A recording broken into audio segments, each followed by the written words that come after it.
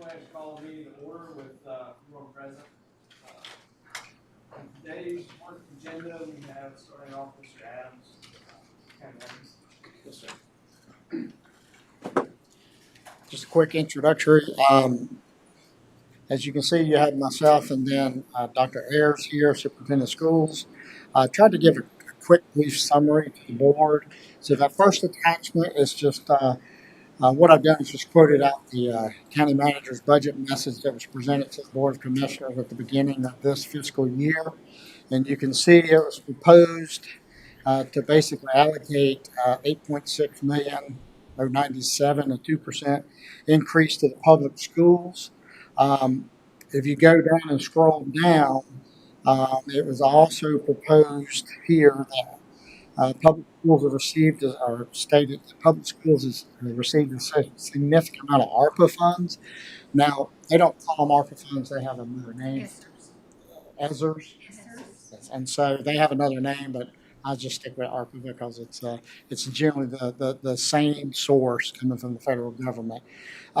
Assuming that allocations were not decreased to public schools, requests from the county along with ARPA and state funds, we discussed it could potentially have a fund balance increase. So we just didn't have a lot of information at the time when the recommendations were being presented to the Board of Commissioners about how much should be allocated to the schools. And so what it was is recommended that the budget is recommended that additional 5.4% or 445,300 be reserved in a special contingency line item until the state budget approved. Then it was proposed that the schools come back and to the Board of Commissioners and discuss this allocation. Just so everybody knows, the 7.4%, so that would, if you allocate the additional 5.4% to the schools, that makes a total annual allocation increase of 7.4%. And that, if you go back to this year's budget, that was somewhat a theme that was being presented to the Board of Commissioners at the time. So there's a 7.4% increase to all of our volunteer fire operations. There's a 7.4% increase that went to the library system. There's actually a 5.4% that I believe went to the community college, but a lot of decisions were being made by the CPI at the time as far as increased allocation to operations. And so, but at the time, we just did not know what state revenues were going to do with the schools, so that's why it's recommended to set aside the 5.4%. And so, as you can see, Dr. Ayers is appearing before the commissioners today to request that the 445,300 be released to the Board of Education. Like I said earlier, releasing the additional funds will increase the allocations of public schools to $623,929. That's an increase to the schools. This equates to a 7.4% increase. That 7.4% increase matches the year-end 2021 annualized CPI. And I'll turn it over to Dr. Ayers. And you do have. So, good afternoon. Good afternoon. Mr. Adams has provided some documentation for you, so I want to give you a little bit of history and background from that. So I think that you have, correct, Mr. Adams, they have all three sheets? Okay. So the initial sheet that you're looking at is the original ask that we had when we came in May of 2022. And so with that 2% increase, it put us at 8.6, and we also knew that we were going to need to use some of our own fund balance. When we met last May, we talked about the initial set aside that would be left over there in that pot just in case, and that is the $455,000. But in the first iteration that you have, you'll see that we were still coming up short about $727,000, which is definitely not something that we want to have to pull out of our fund balance. So we are very, A, frugal, and B, we try to project far in advance so that there will be no surprises. So we re-met again in August of 2022, and we realized that we were doing better than we thought. So that's your second page document. Still looking at the 8.6 million, including the fines and forfeitures, and then our fund balance. So we were fortunate enough that at the conclusion of the 21-22 school year, we were able to put $500,000 in our fund balance. So that's our savings account. But knowing that we would need that, we were going to have to pull it back out to make sure that we can meet our budget for the year. So you'll see that that is designated in the August 22 iteration of this, but you'll also see that number that we were short again went down by about $1 million. So there are a couple explanations for this. Mostly our projection, we always want to project more, not come up short. So here in December, we met with Darlene and Chrissy Walker and I and Mr. Adams met and brought our official where we stand at this point. So we're in a very good place using our $500,000 that we set aside in our fund balance. The only ask that we have of you is that set aside that you had already put aside for us, the $455,000. And so there are a few things that contribute to that we're excited about and we're proud about. Is that we have been able to make budget and we don't look like we're going to have that $661,000 shortfall. But the reason for that is the most simplistic reason is we haven't been able to fill all of our positions. So in the future, we're still going to need those amounts of money. But for this year, we simply haven't filled those positions. Those consist of teacher assistants, some bus driving positions, and custodial positions. So though we need those positions, we haven't been able to fill them, but it has made our budget more balanced if we were to get the $455,000 set aside. So that is what I'm asking from you today. And if you have questions for me, I'll be happy to answer.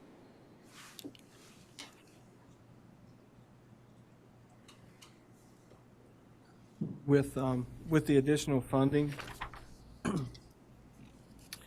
the 455,000, it has a couple different things. So, Sure. operations, is that part of, obviously salaries.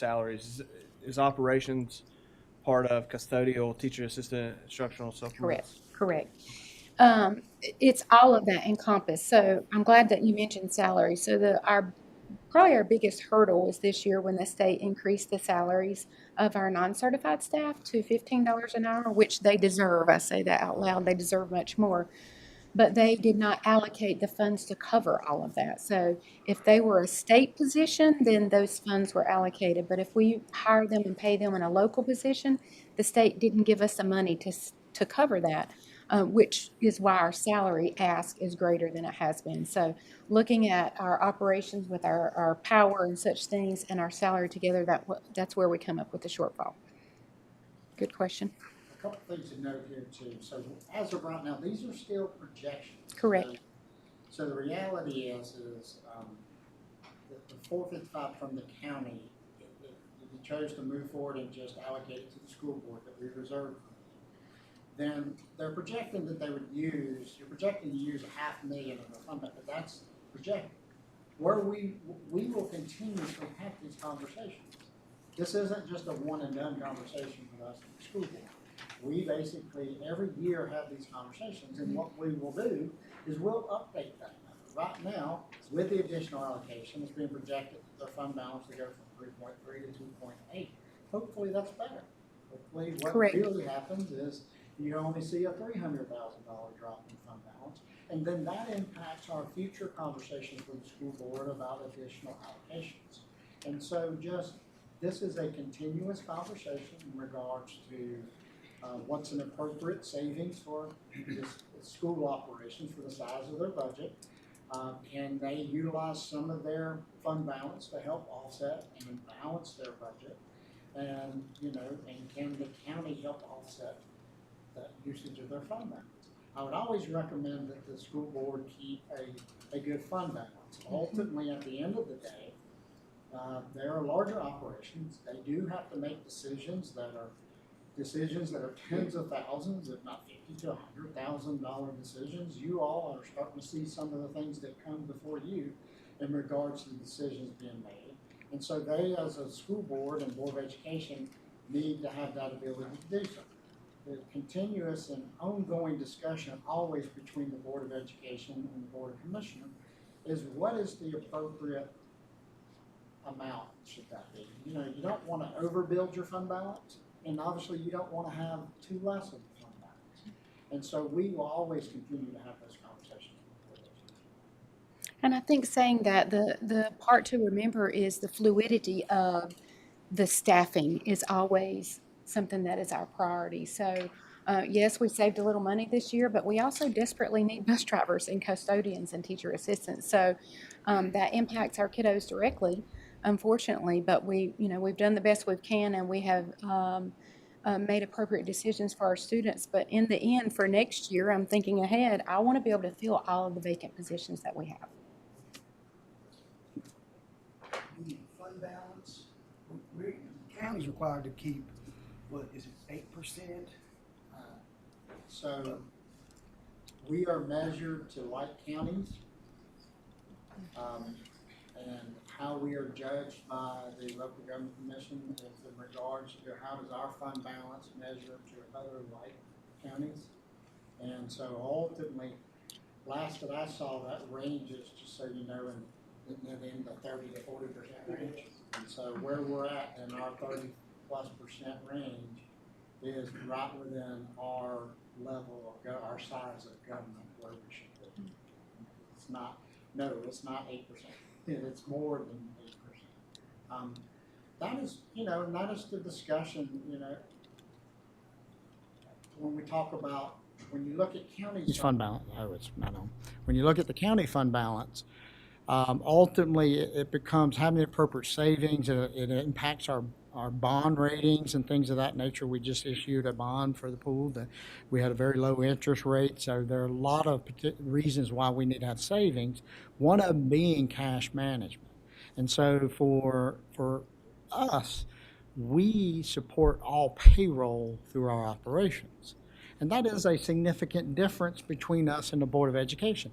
Even though the Board of Education does have significant payroll that they 100% support when you start looking at janitorial, maintenance, bus drive, the vast majority of their payroll is state payroll. So when you start looking at their fund balance, it's not the same percentage, because they don't have the same liabilities, especially when you start talking about payroll liabilities and cash management. Now, having said that, they still have significant liabilities where they could have a piece of equipment go out, they could have certain things occur in which they need to have a good fund balance to operate. But you can't, I guess my point is, you can't take this $2.8 million and compare it to their entire budget. Now, I'm not talking about the $8 million local budget. I'm talking about to their entire budget, because that's not an appropriate way to look at it. But counties right now our range should be somewhere between 30 and 40. I can't remember. What do you remember? It's about 34%. The state does require 8%, and then the Board of Commissioners have the 25% limit on the county. Is there a requirement for the fund balance for schools? I don't think there's a magical number. We always aim for somewhere around 2 to 3, and that's been a pretty stagnant number for us over the last several years, long before I got here. But one of the things that we always consider is we were commended by our auditors last year that we were able to put $500,000 in our fund balance, and we're grateful for that. But we're turning around and spending it. But that's what we're supposed to do, is spend it on our kiddos. So I would say ours is healthy, but it's not overly abundant, and it leaves us in a spot that we're comfortable. And if that's the appropriate word to say, we're not desperate, but we know that there could be those incidents. We have schools that are 30, 40, 50 years old that something could happen. The heat could go out and we need heat, and that would be a major expense. Any additional questions? Yeah, with this, the fund balance, I have no question about the salaries. They deserve every bit of that. We're blessed to have the workers that we have. My aunt's a teacher, so I have no question on the salaries. But for the operations, what can that money be used for? When you say operations, is that for like the expenses of the schools being run? Can that be used for anything, like say Operations for upgrade? is more of power, utility, all of those types of things. So when it comes to like upgrades to the schools, I guess what I'm getting at here, previously, I think the Transylvania County Board of Commissioners approved for litter boxes to be put into their schools. I don't want that. I don't want to vote Nor do I. on something. You won't do that? No. Thank you for saying that. So I have no further questions for you. Thank you, Dr. Ayers. You're welcome. Moving on now down to municipal grants. First up, we have Ms. Peters from the Town of Silva Main Street Director. Ms. Peters?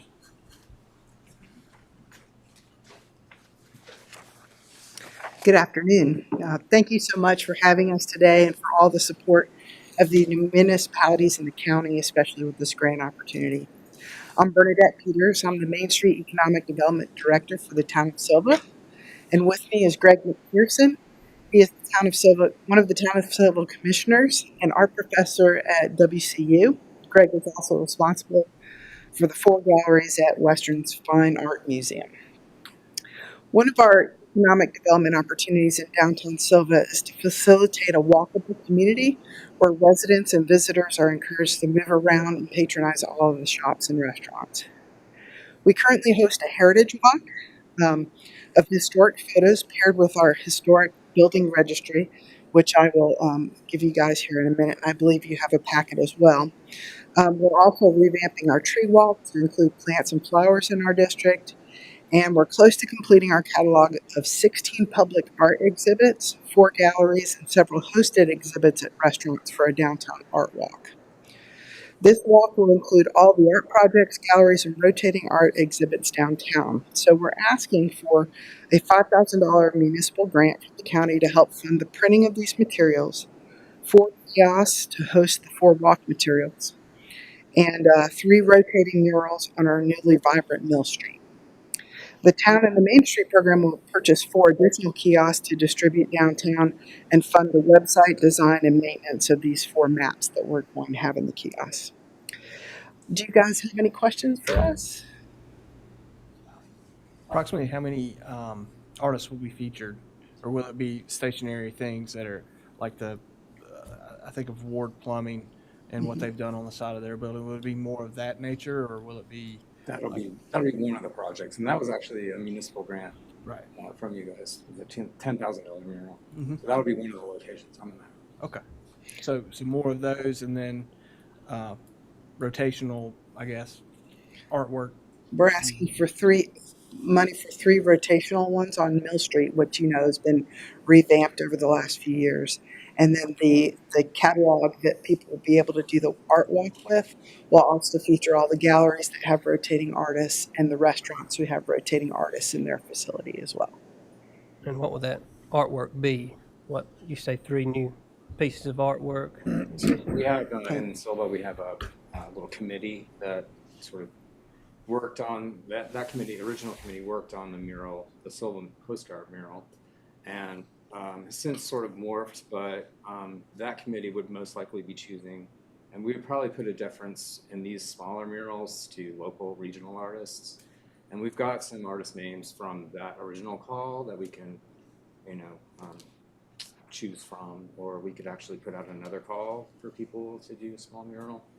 But these would be less than $1,000, and they would be maybe 6 months to a year. They would stay up, and then they would rotate out. Are the reoccurring costs to the town's budget, and has those future funds been kind of placed or considered? Yes, for the Heritage Walk, for example, we have to replace those photographs every so often because they fade over time, and we budget money to be able to do that, as well as we have a maintenance agreement on the big mural that we have, the Silva postcard, that we allocate funds for. So we will be maintaining that throughout the lifespan of it. Yeah, the Heritage Walk photos are looking a little. It's time for a reprint. I mean, this is a great idea and stuff, but I would rather see these funds go towards fixing Bryson Park that's been dilapidated. Well, we're actually, For a long that's one of time. our major projects for the year is a revamping of that park. We got $3 million for that project. Let's So that is definitely in the let's works. fix that first. That's what I would say. And I know that we're in the process of doing that. It's heavily tied to the slope failure, which is requiring quite a bit of technical It'll work be to at be least a done. year before we can probably sit in and look at Bryson Park. So, But that is definitely a priority for the town of Silva. So if we go forward with this, this money will only be used for, you said like art walks and things like that. It will not be used for, say such, the open carry, The social district? ordinance, yeah, the social No, sir, district. it'll be just what's in this proposal for you. Okay. Although, when you are enjoying your beverage on the social district, you can enjoy the. I don't drink, so I don't have that problem. Thank you, guys. Thank you very much.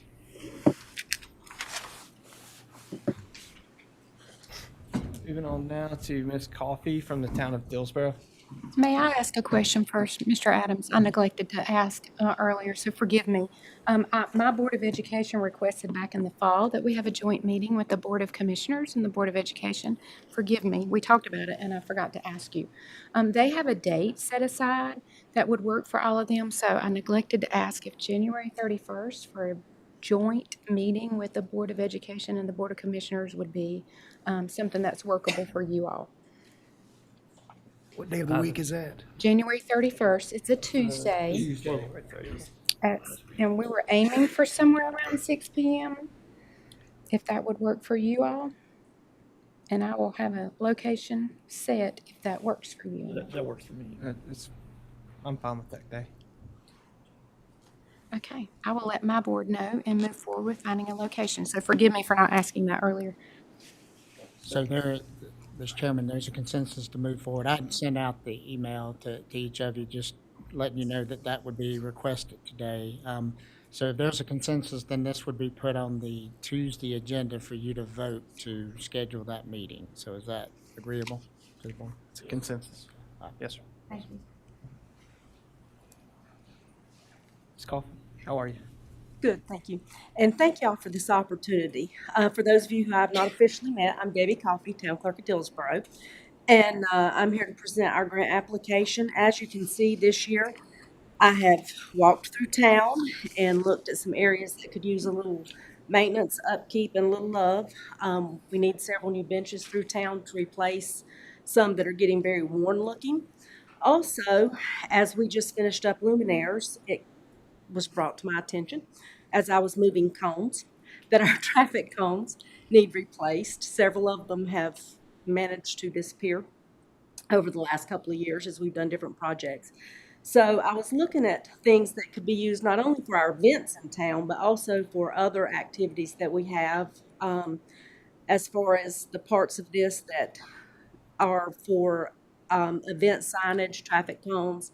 The signs that I'm looking at are about this tall, and they're very nice. I have put in there to purchase 10 signs, but you can replace the actual message on the sign.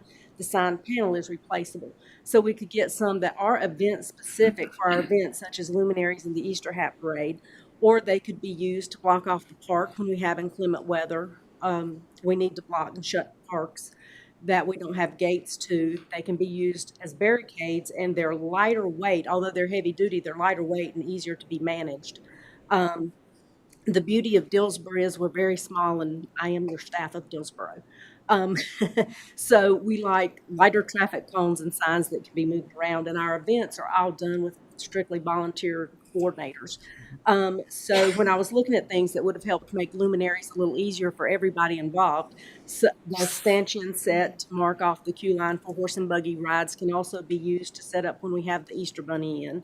And let me put in a shameless plug. If you have never been to Luminaries or the Easter Hat Parade, I would love to see you April the 8th on Saturday, or the first two Friday and Saturday nights in Dillsboro, because I think for a group of volunteers, we put on some of the best events in Jackson County. And that's why I picked event signage, traffic cones, and traffic safety to address with this grant. And I want to thank y'all for the opportunity for these grants, because a $5,000 grant, when you're looking at an overall budget, doesn't sound like a lot. But there's a lot of little projects sometimes that go under the radar because it's not big enough to be a big project, but it's too small just to be covered in general maintenance. And that's where this grant has always played a part for Dillsboro. I've always tried to pick projects that I couldn't necessarily fund by through our general budget, but it's an opportunity to pick out a good project that needs to be done. And as you can see in the application, if there's any questions, I found using Lowe's for the stanchions and the new traffic cones to be the most affordable opportunity. Park Warehouse for the benches to be the most affordable place to order the benches that we have to replace those. I'll be glad to answer any questions. Questions from the board? Thank you for coming, Miss Coffee. Thank you.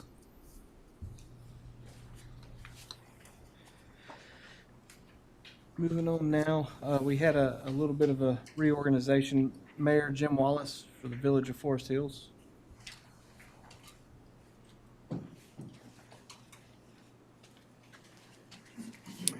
Thank you, and I appreciate the opportunity to give you this information.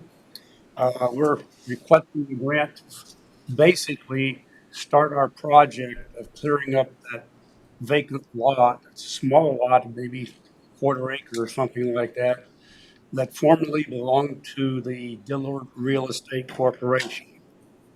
And we want to, it's a brushy mess right now, and we would just like to get that thing cleaned off.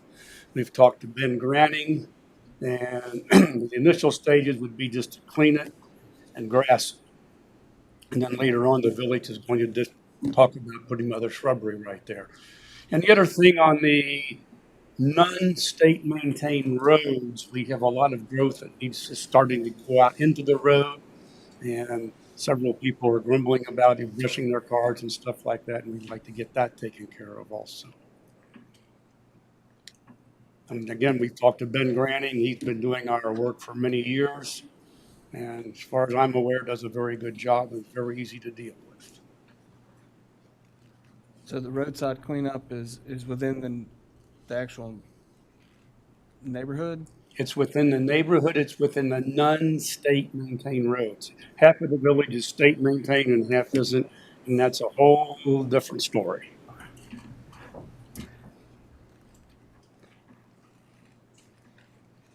Any questions from the board?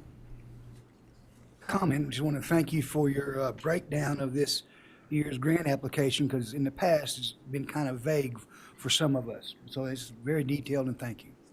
Thank you. It's really nice. I also want to thank you folks for giving us a very limited space to put this information down. When I started this, I hadn't looked at the format, and I said, how am I ever going to get several pages out of this? And right to the point. That's what I like. Any other questions you'd like to ask me?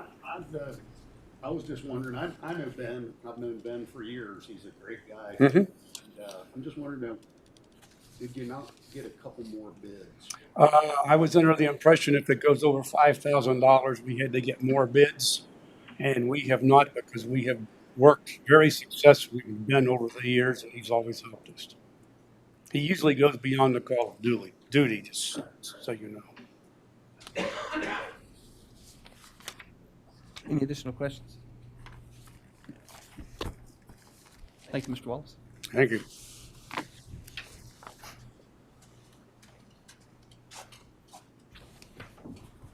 Now we'll call on Miss Mayor Tracy Rhodes. Ms. Rhodes. And Mr. Chairman, as she's walking up, the board's information, the reason we switched these two, because we do have Rusty Ellis, switch the Mayor Tracy Rhodes and Mayor Jim Wallace. Is we do have Rusty Ellis up next. And if you recall, we brought before the board to talk about Webster Park in general. And if you look at these grants that Mayor Rhodes has asked for, it's in regards to Webster Park. And so there's going to be a secondary proposal to this board in regards to the park as a whole that will coincide with Mayor Rhodes' request. Hi, I'm Tracy Rhodes. Nice to meet you all. I would like to thank you all for again offering the municipal annual grant. It does help. It makes a difference. Makes our communities tidier, better places to live. Let me explain. We have been working since, 2015 was when we started talking about a potential pavilion behind the ball field beside the Southwest Child Development Commission.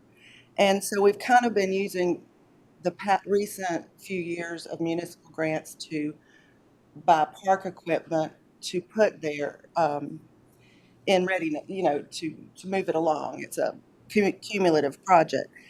This year, we would like to purchase park equipment, but it's not very exciting. It's garbage receptacles, 4 of those, a recycle receptacle, and a bench.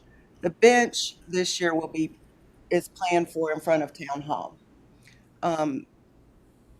That will be able to be used by the public at large. We have track. They run track from the school up through Webster and back down. They can rest there. They can eventually get water at the park to drink. So let's see. The bench is going to be outside Town Hall. In the past, we already have 7 picnic tables, ADA compliant, at the park, and 3 benches. We're asking for the whole $5,000 for that. Our estimate is $5,099.56 from Park Warehouse, which we found over the past years to be the most affordable. This includes a discount that will expire, but in the past they've honored it. I would like to mention that there's a backlog. So shipping is taking longer for these things, almost to the point where I'm worried when we order that we can get it shipped in, put together, and ask for reimbursement. So we're cutting it close if you want to go to the end of the fiscal year for completion on these grants. And let's see what else. Okay, so as I've said, we've made good use of this grant money since 2019. We had our first community event at the proposed park in October, and it was really well attended by residents and commissioners and Senator Corbett, and I mean all our partners came, and that was just a great show of the receptiveness. Senator Corbin, Leanne Young is our vice mayor back here, and Leanne Young wrote a letter to Senator Corbin and asked for funds to make the pavilion possible, to help towards that. And after he came, he allocated $90,000 to Webster for the pavilion. On November, we've talked with Don Adams and Rusty over the years, but on November 2nd, Webster commissioners voted to have this go through the Southwest Commission. That money dispersed to the county or the Park and Recs Department. It makes more sense. That property is not Webster's property. It's actually Board of Education's property, which has been leased to the Jackson County Park and Recs in preparation for this to happen. So I would appreciate your support on this, and look forward to working together with you. Are there any questions? Are there currently any benches out there? Yeah, So we've we'll be installed. adding- Well, in last year, we got a couple of tables, picnic tables, and 3 benches. Okay. So those Jackson County Park and Recs have installed those benches at the park, but there's only 3.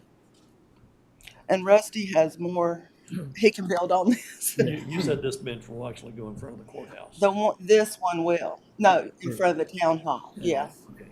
We have a really old fake wicker falling apart thing, and would like to be able to put something that will last there. And yeah.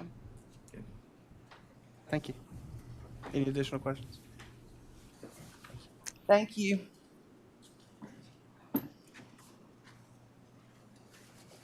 Good afternoon, Chairman, Commissioners. Hope everybody's doing well today. As Tracy has stated, we've met several years now trying to propose this park in Webster, and like I said, we've met with the Board of Education, and like Tracy said, that we're now leasing that property from the Board of Education in hopes to make a community park there, kind of like the park that we have actually in Savannah area. whether it be pavilion, playground, walking trail, bathrooms, benches, stuff of that nature. Like Tracy said, we do have 3 benches out there currently that we just installed. There's trash cans out there with the bathrooms that were currently there that was used by the high school. We've upgraded those to where they ADA compliant, where you actually get a wheelchair in there as well. So those are upgraded, as well as heat. So those bathrooms will remain open throughout the wintertime with the heat being in there. So with that said, I do believe that Michael came in during the last meeting and kind of told you a little bit about Webster Park. I was asked to come back to give some updated estimates on some prices and stuff. I don't think that you had this in the packet, so I'll give you those. There were some updated prices on some things. Thanks, sir.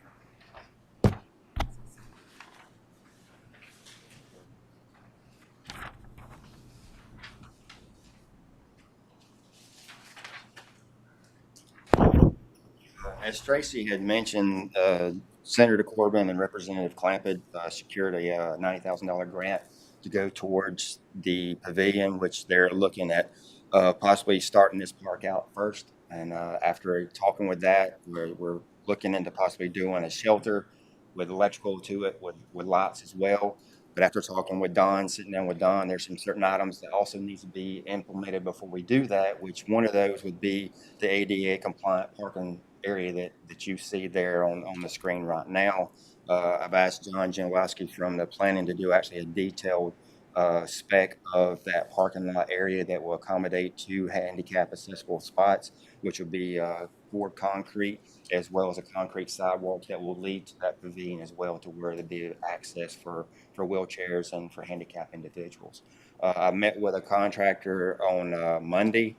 We actually got an estimate on that board pad as well as the sidewalk. It should be around $9,500 as of today, is what that price would be with pouring that slab for those concrete spots, as well as the sidewalk to that estimated area where the pavilion will be at. Another amenity that we talked about is actually putting netting up around that softball field, so when people are walking that trail, they're not going to be getting hit by softballs.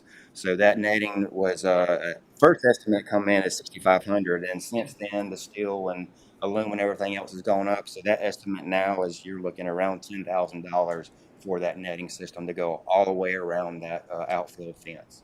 So those are some areas that we're looking into. If you was to go into a phasing aspect of Webster Park, that would be the main things that we want to look at first, is building the pavilion first, obviously, and then doing the ADA compliant parking, and then the netting as well. With the $90,000, that will go quite a bit of ways with building the pavilion, the electrical, and the lights, and then also with some added secured money, possibly from the county, to put forth with that $90,000 to possibly do the netting, the parking, as well. As you can see, there are some different things and prices on there. The playground, the first playground, is actually just a universal playground, which is around $75,000, and that's as of January of this year. Look on down, there's something that I'd really love to see at this park would be an all-inclusive playground, which is a pour-in-place rubberized flooring to where handicapped wheelchairs can go out and take part in that playground. I know that's a hefty price, but that is actually almost doubled when I started getting prices about a year and a half ago. So that tells you the price increase over the years, what's happening with that. So I talked with my distributor from Bliss Products and kind of asked him to do a universal playground with a pour-in-place surface with some ground amenities for a child or individual on a handicap with a wheelchair to add to that. So that's why you see the extra $57,000 is actually for the pour-in-play material, surface material, and with some ground surface amenities for a person in a wheelchair. Yes. Pour and play, is that The rubberized. foamy stuff? No, it's a rubberized floor. Oh, okay. Yeah, it's a hard rubber is what it is, to where wheelchairs can go on I it. got you, okay. Yeah. Swings installed at $6,000. There again, you can see inclusive playground, which is around $305,000. The shelter right now is quoted as a 26 by 44 installed. Usually around the cost of the shelter itself is anywhere from $25,000 to $35,000. But then you got to factor in the cost of installation and the pad itself for the concrete pad. Electrical and lights at the shelter is around $12,000. Picnic tables, we do have some, but I'd like to get some more when we actually do the shelter itself to put new picnic shelter or picnic tables in there. Pet waste stations, obviously, and obviously the protective netting, additional trail screenings, and then like I was talking about was the ADA compliant parking and sidewalk. So here's the conversation that I had with Rusty on this. So the ADA, the inclusive park, has gone up drastically since the last time. That doesn't mean you don't necessarily move forward with it. It just means we're talking about a lot more money than we originally had discussed with the board. So I would like to ask the board to consider the $9,500. We do have the $90,000 for the shelter here. And so if you look at the shelter at Rusty's prices, the $65,000 for the shelter, the $12,000 for the electrical lights, as you can see, we've got some money in there, $90,000. That's 80. That gives you a little bit more money in there for screenings and so forth. But I would like for the board to, at minimum, consider adding funding to the $90,000 to do the ADA parking and then also the netting.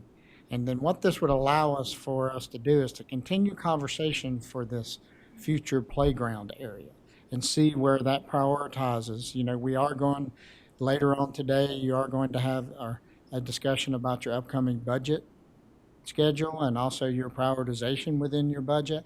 And then ultimately, that would allow you to continue conversations about how do we wish to move forward with this part.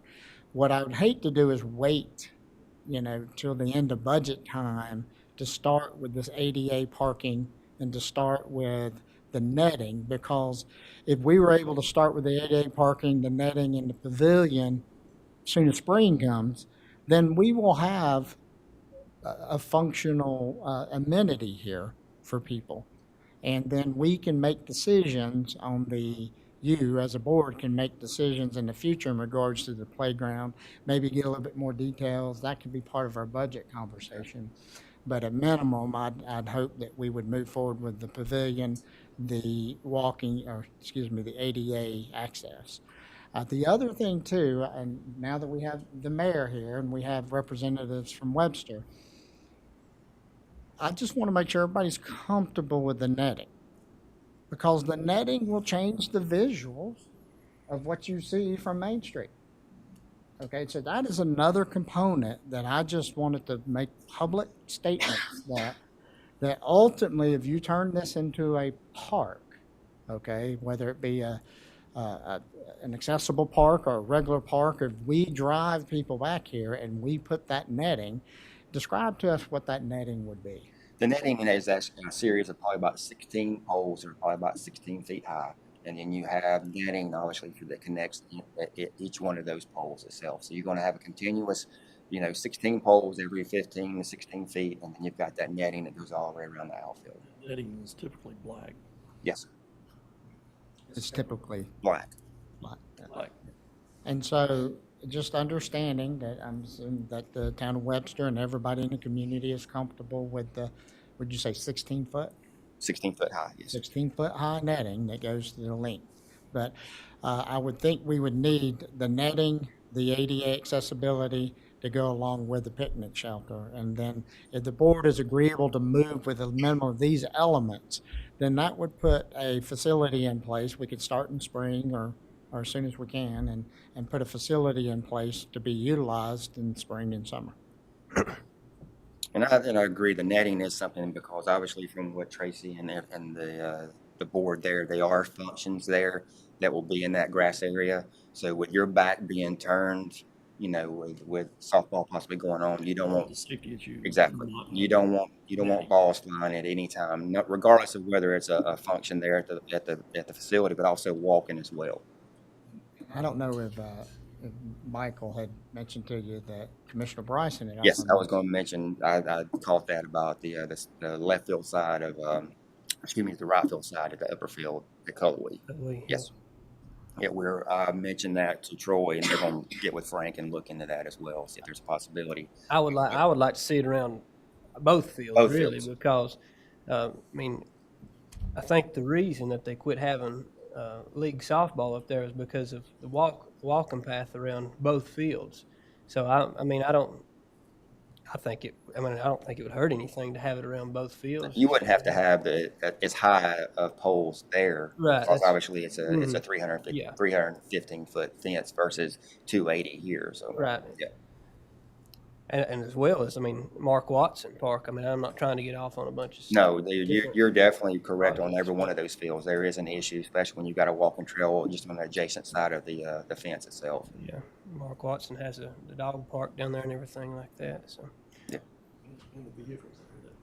Yep, and we do, and that's the reason why we don't have a lot of adult tournaments at Mark Watson. Yeah. If there is, it's co-ed using the pumpkin ball or the 12-inch ball, because we've had in the past where we had adult softball tournaments there where cars were actually getting hit in the road by the softball. Yep. But for sure, Cullowhee, Yeah. we need to look at Cullowhee because that new building going Yeah, up. we don't want to there. damage Yeah. a facility of that Right, nature. that would be Correct. kind of shooting ourselves. Yes, in the foot. exactly. Yep. Any other questions? Russ, do you have a question? Do they not make safety netting in sky blue or glass green? I'm sure you can. The costs will go up. Once you get more colors into it, the cost goes up with it. But from what I've seen, it's mainly just black. Yep. And it's pretty much see through, right? I mean, you can't. You can't really- tell. I it's- mean, from the road, you probably won't see as much from Yeah. where you are actually, right up close to it. You driven by the Poles, golfing the place over poles in would Waynesville. probably be more noticeable than anything. Yeah, the poles, exactly. Yeah. Yep. Yeah, the golf over in, next to Exactly. And a lot of little league areas now with the softball fields and stuff there, instead of putting up actually fence itself, they're actually doing this type of protective netting. They're putting poles and actually fence or netting up instead of actually fence because of the cost as well of fencing now. I do have one question on the Webster Park. The bathrooms are all the way over at the other side, right? You're not Yes, sir. talking about putting in any new bathrooms, No. right? No, that gets into another whole set of. Now, would it be, costs. yeah. Would it be, I mean, should we pave that around to the bathrooms as well so that, That surface, actually, me and John had met out there. That packed surface is actually ADA compliant. it is packed ADA surface. compliant? Yes. Okay. All right. Yeah. But that would actually, I hadn't got a price on that, and I had talked to Don as well. But we did mention if it does come to fruition, it'd be something that would be nice to have to actually pave that whole trail on asphalt to be able to go all the way around with it. Yes, sir. Yep. Sir? Okay. Thank you. So just so that I reiterate, the request that would be coming before the board initially, that doesn't mean you can't come back and revisit it, would be not only the mayor's request about the additional amenities there, but also to go ahead and, we got a $90,000 grant for this facility, so to go ahead and just approve for us to move forward the netting and also the ADA accessibility, that way, Rusty can go ahead and just plan that all as one contract to move forward with in the spring. You're talking about just picking up the difference between the 90,000 and Yeah, adding on to the 90,000 to. whatever it covers. To fund the town's grant request, which portion of it goes to some amenities out here, but then also for this ADA accessibility and go ahead and plan on the netting. And then we can, the idea being is if you're all in agreement at minimum for these amenities, then Rusty can start moving forward and having at least some of this done by spring or early summer so it can get used by the public.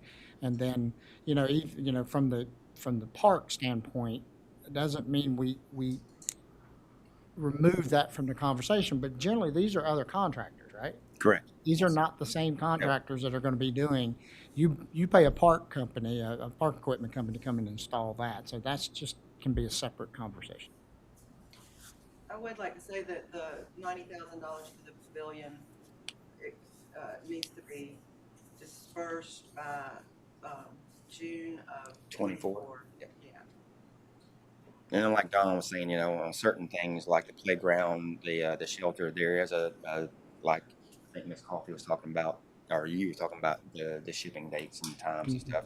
You're probably looking at 6 to 12 weeks out for sure. It being open on all sides? Yes, it will be. And we still haven't really, I mean, the price that I've got was on a 26 by 44, but I know the town of Webster, we're looking at different sizes, possibly a square or something to where it'd actually be higher than our normal park picnic shelters because of possibly bands and stuff playing in it as well. So, yeah, we're looking about all open all the way around, correct? And you said there's electricity in it, right? Plug-ins and lights? And lights. Okay. Mr. Adams, if I may, Mr. Chairman, what's the timeline for disbursement of the municipal requests? I was gonna follow up on that. I was looking for you all to vote, if you're amenable to vote Tuesday, and then we would disperse. Now, you talking about the timeline for them to expend? I think you just answered my question. Okay, all right. Thank you. I'm sorry, I'm confused about that. On the municipal grants, we wait till you vote and tell us that it's Yes. approved. Yes. Right. And then we use our money to purchase or whatnot, and then file for reimbursement through the county in June, right? Before the end of June. Okay. Just make sure I knew what's going on. Thank you. Thank you, Rusty. Moving on, we'll go down to Ms. Rose Bogus from Southwestern Commissions. Good afternoon. Good afternoon. I am Rose Bogus with the Southwestern Commission, and I'm here to talk with y'all about an opportunity that Jackson County has regarding the transportation projects that are funded in NCDOT's State Transportation Improvement Program, or the STIP.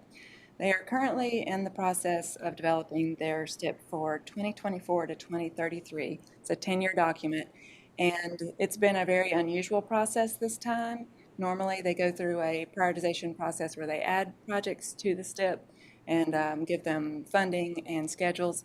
But because the previous STIP was over-programmed to the tune of $11 billion, they had to back that off and actually remove projects from the STIP this time because there wasn't enough funds to cover all the projects. So it's been a very unique process that we're working through.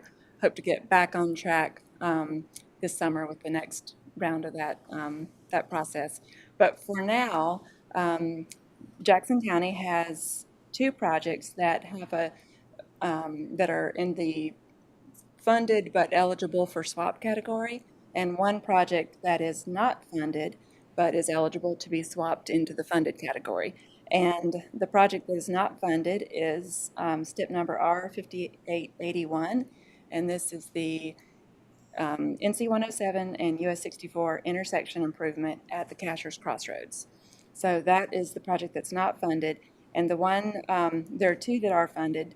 The R5841A project is the continuation of 107 modernization in the Tuckasegee area. The first part of that project is under construction now, and this would continue that from the Lake Tuckasegee Dam up to the beginning of the climbing lane near Shook Cove Road. And so that one is kind of the next continuation of that project. And then the other one that is funded is R5907, that is US 74 from the Gateway Interchange to West Piney Mountain Road near the Wilmot and Barkers Creek area. So they've gone through a process, they followed this methodology to decide which projects retained their funding, but there is a flexibility option. If the RPO, that's the Rural Planning Organization, which is the transportation planning kind of program with the Southwestern Commission, if that body and the local DOT division agree, they can remove or swap projects out with a few caveats. They have to be the same funding amount, the same basic cost within 10%, and in the same funding category. So since these projects are both within Jackson County, the division and the RPO would like your input on whether or not you would like to see either of those projects swapped out to change which one is funded. And I'm happy to answer any questions you may have. So I do want to add a little bit about when you start looking at the two projects that are eligible for swap. what we're being told, ultimately, the NC 107, the R 5841A, the NC 107 modernization for Critco Road to Lake Tuckasegee Dam, that 20,699,000 budgeted, it's not a remotely accurate number.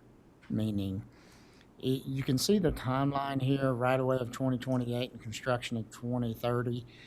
If you really look at the overall STIP, the Transportation Improvement Plan process, and really look at the history of these types of projects, when projects are like this, significantly underfunded, estimates are really low, they tend to get pushed out further and further and further, meaning the reality of this getting achieved under its current approval is not high.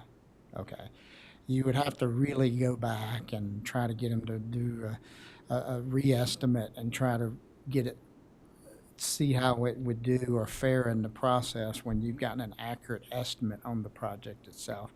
So the reality is I mean, tell me if I'm wrong, but what we're understanding is that is projected to be significantly underfunded. Is that correct? That's correct. That's what we've heard. And the section that's under construction now has had significant delays and complications. It's a needed project. It's just extremely difficult. And the feasibility, constructability issues would mean that it would be delayed further and further out as they try to acquire enough money to actually build it. Versus the R5881 project, none of these projects are easy, but that one is a bit more straightforward and could likely be delivered for that cost in that time frame. The 64107, R5881, would that include a turn lane down 64? The specifics of the design would be worked out once it is funded. So those type of details, unfortunately, you have to get the project funded before you can collect the data and do the engineering. They've done some preliminary looks at just to make sure that that the project is feasible, looking at congestion management. But there would probably be a few different alternatives developed that would meet the engineering function of the intersection, and then that would be put out for public input. They would probably develop a few different options to see what would work best. It doesn't include a lane all the way to the Ingalls. That has been talked about in the past, but that's not part of this project because the impacts and the cost of that would be much higher than just working on the intersection. But the intersection could add turn lanes as part of that improvement. I'm going to reiterate what Rose just said, so that this is not just for you. I know you heard it, but it's repeating it for people, for YouTube and the public and the press and so forth. This conversation is trying to get, if you wish to swap R5881 with, say, R5841A, this part of the conversation is about getting that project funded. It still has to go through a specific design process, still has to go through a design process, and talk a little bit about the public input process. I think it's important to understand that it would go through the same process as any other project. So can you talk about that just a little bit? Because the people, sure, the community would have an opportunity to comment, correct? Absolutely, sure. And once the project is funded, they'll contract with an engineering firm to start collecting the initial data, get some surveys, do some engineering, and then present kind of rough conceptual ideas that they would then present to have a public meeting and get people's input on what design they prefer. And then once they select a preferred alternative, then they work into final design and refine all the details as they go along. It takes a lot longer than people typically would imagine. But from funding to completion, what is the typical project timeline for an intersection like this? Typical. I don't know if I can give you a decent answer on that just because there's so much variability. We run into everything under the sun, from funding to other complications. But again, for this project, I think that they also have cash flow issues across this 10-year STIP. They only have so much money they can spend in each fiscal year. So that's why this one is pushed out to right away in 2028, because even if the design were ready before then, they don't have the funds available to acquire right away until 2028 is when that would be authorized, and construction in 2030. So, so yeah, there's just so many moving pieces.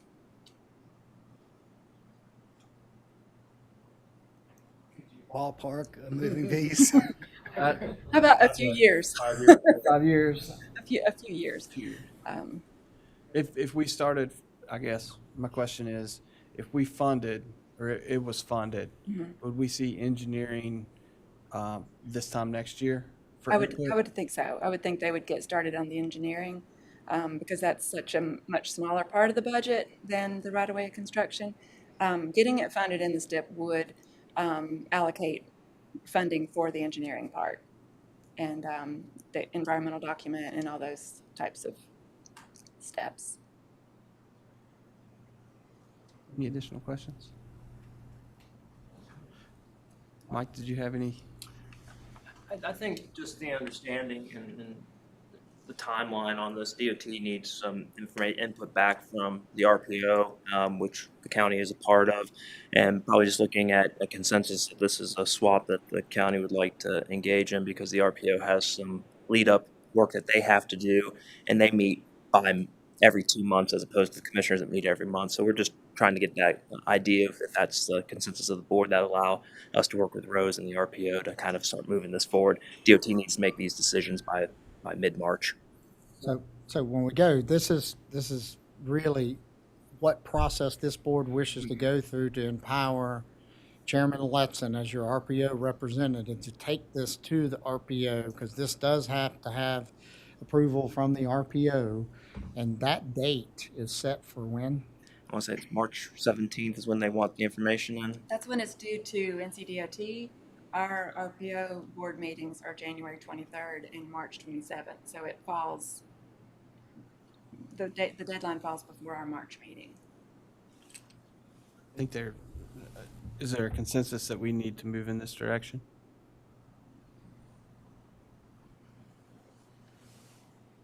Have any of the other commissioners been up to Casher's area in July? Yes, sir. Summer months? Yes, sir. It's packed up there. Yeah, it is. How do you feel about it? I mean, you guys live up there. It's a project that needs. I mean, we've talked about it in planning for years. And how does the community feel about it? Everybody feels. I think that something has to be done. Otherwise, it's not going to get any better. And Chairman Letson is correct.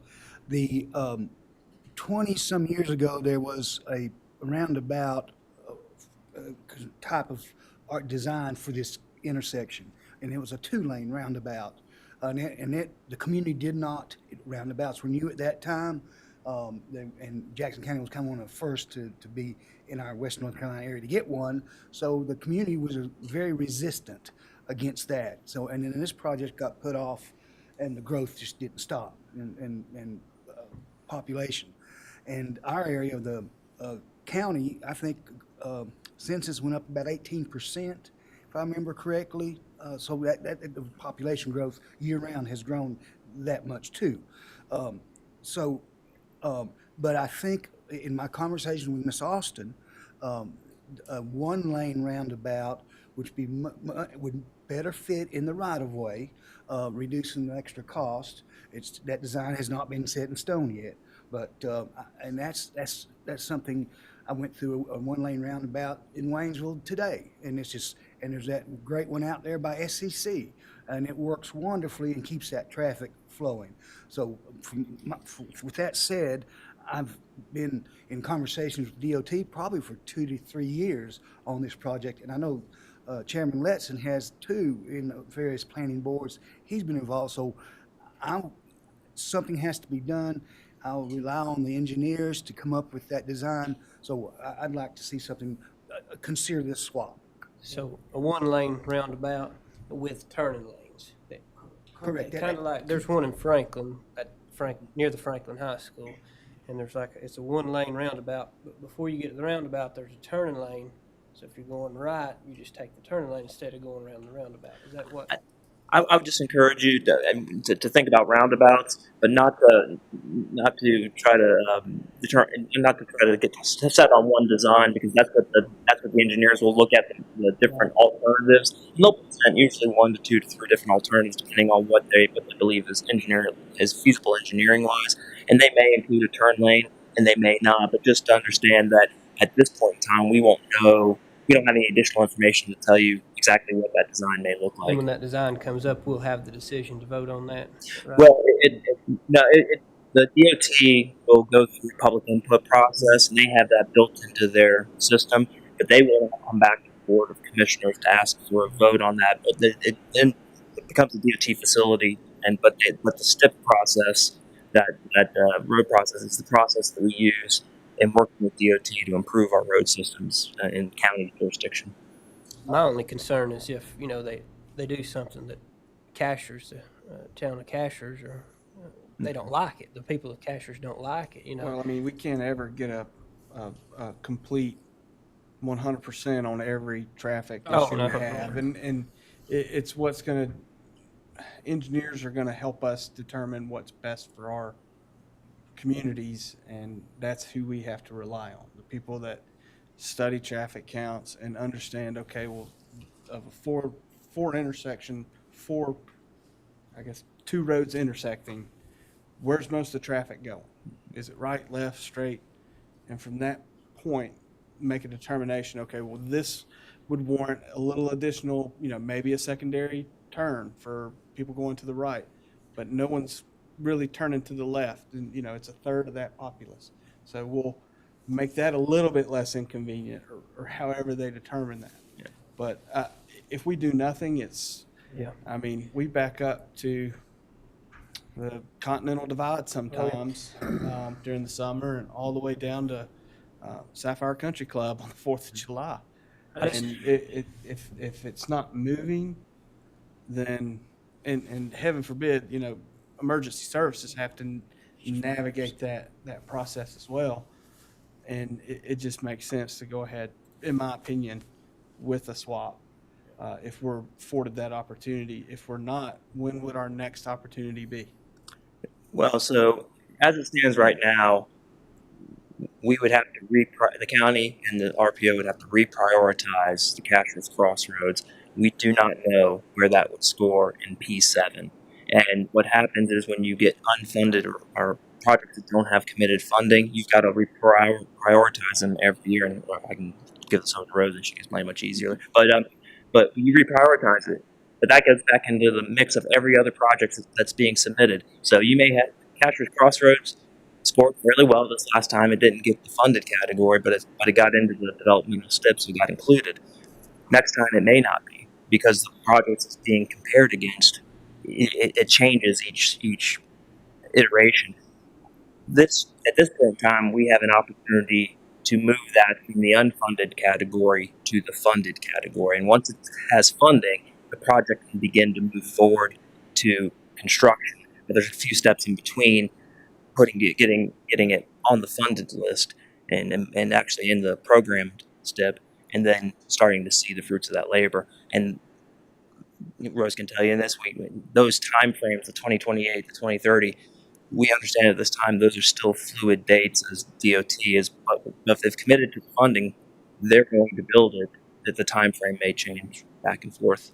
But that's the opportunity we have today. I just want the community to want it and like it. I don't want it to be like Silva. Half the people, they don't want the R5600 from downtown to Fairview. They don't want it. They hate it. I don't want it to be like that, and it come back on us as a board. And I just don't want that. I want the community to want the change. Commissioner Bryson, I can share with you some of the history. This has been discussed, certainly even before my tenure, and Commissioner Jones, I think, could tell you that it's been discussed probably the better part of 2 decades. But in the past couple of years, in 2018, we did a small area plan for that area. We talked about that. Chairman Letson was on the Planning Council at the time when we had those conversations, where the Planning Council reaffirmed that they were supportive, and they're a community-based group that gets community input, and are there as a representative of our government. So it was reconfirmed in that plan that intersection improvements in that crossroads was important to the community at that time. Since that time, ULI has come in. I think they reaffirmed that concept with the community. So I think, as Chairman List said, I don't know that you'd find 100% of people that said, yeah, we need to do something. But I would tell you that a majority of the folks that have been engaged in these processes have said, yes, we need to do something at this intersection. Now, when we get a better idea of what's being proposed, I think we can debate the merits of each different design that we may be presented with as a community from DOT. And DOT is generally really good about trying to take in some of that information as they look at making a choice between what design seems to be most in line with community values, and that's why they have that public input process. Thank you. I will say this, if comparing the two to two, this is a much smaller project. Just the sheer fact of being much smaller impacts. I'm not downplaying the impact that it may have on some of the individuals in that area, but it's just not the same size project as the 107. So the point being is just by sheer numbers, you'll have less conversation or communication in regards to that. I think the ultimate fact, you as an elected leader, when you're responding to individuals about what's being discussed today, what's really being presented as an option today is a couple of things. One is that R5881 is not funded. That intersection, the review of that intersection in Castro area is not in a funded category, and at this point, there is no work being done in regards to significant work being done from an NCDOT standpoint in regards to improving that facility, that cross section. You're being presented with an opportunity to put that project back into a funded category where engineering and survey and things of that nature will start occurring, so that there will be potential engineering solutions and also public input processes for people to consider what's being proposed. And basically, that's your choices today. And the reality is I wouldn't guarantee people would like it or wouldn't like it. I wouldn't guarantee people whether it fits within right-of-ways or not. We're dealing with this with the 107 project. Once you do utility design and drainage design, that gets much more complicated than just putting a couple lines on a piece of paper. And that's why you see staff sitting here being very resistant about saying it's impactful or not impactful, because what's being presented to you today is this is basically putting it back on the table to be engineered and considered again. And if you don't do it, then there won't be anything done. I mean, and I make it that simple because if you do get a phone call, somebody calls you and says, I don't want a roundabout because they're thinking about 20 years ago for the 2-lane. I'm just trying to really simplify this conversation. And the conversation is that if you agree that there's something needs to be done with that intersection, this is the only avenue in being presented to this board about putting that back on the radar of NCDOT to be engineered. That's why I asked Commissioner Jones and Chairman Letson. They live up there, so they know the needs of that community. It's a highly talked about need. Okay. I think that's the best way to describe it. Been for quite some time. Yeah. So with that, Mr. Chairman, I would imagine it sounds like maybe there's a consensus of the board for us to work with the RPO to make preparations to request that swap of DOT. Yeah, I would think so. Yes, sir. Thank you very much. Very good. Thank you for your time.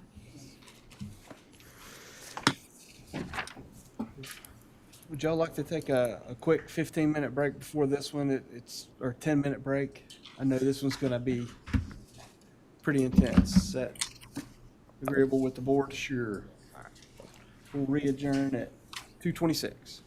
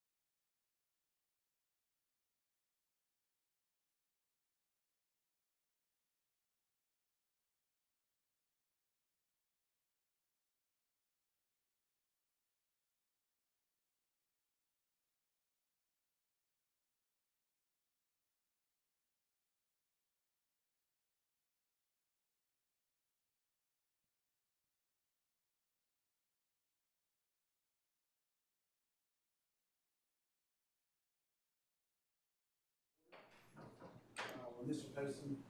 So, Mr. Chairman, if I may just sort of set this up a little bit.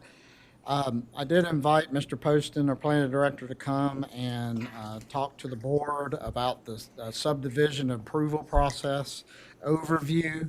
I did put on here the specific example the planning board approved Camp Creek housing development. I know that development has caused several phone calls, maybe to some of the elected officials here and concerns.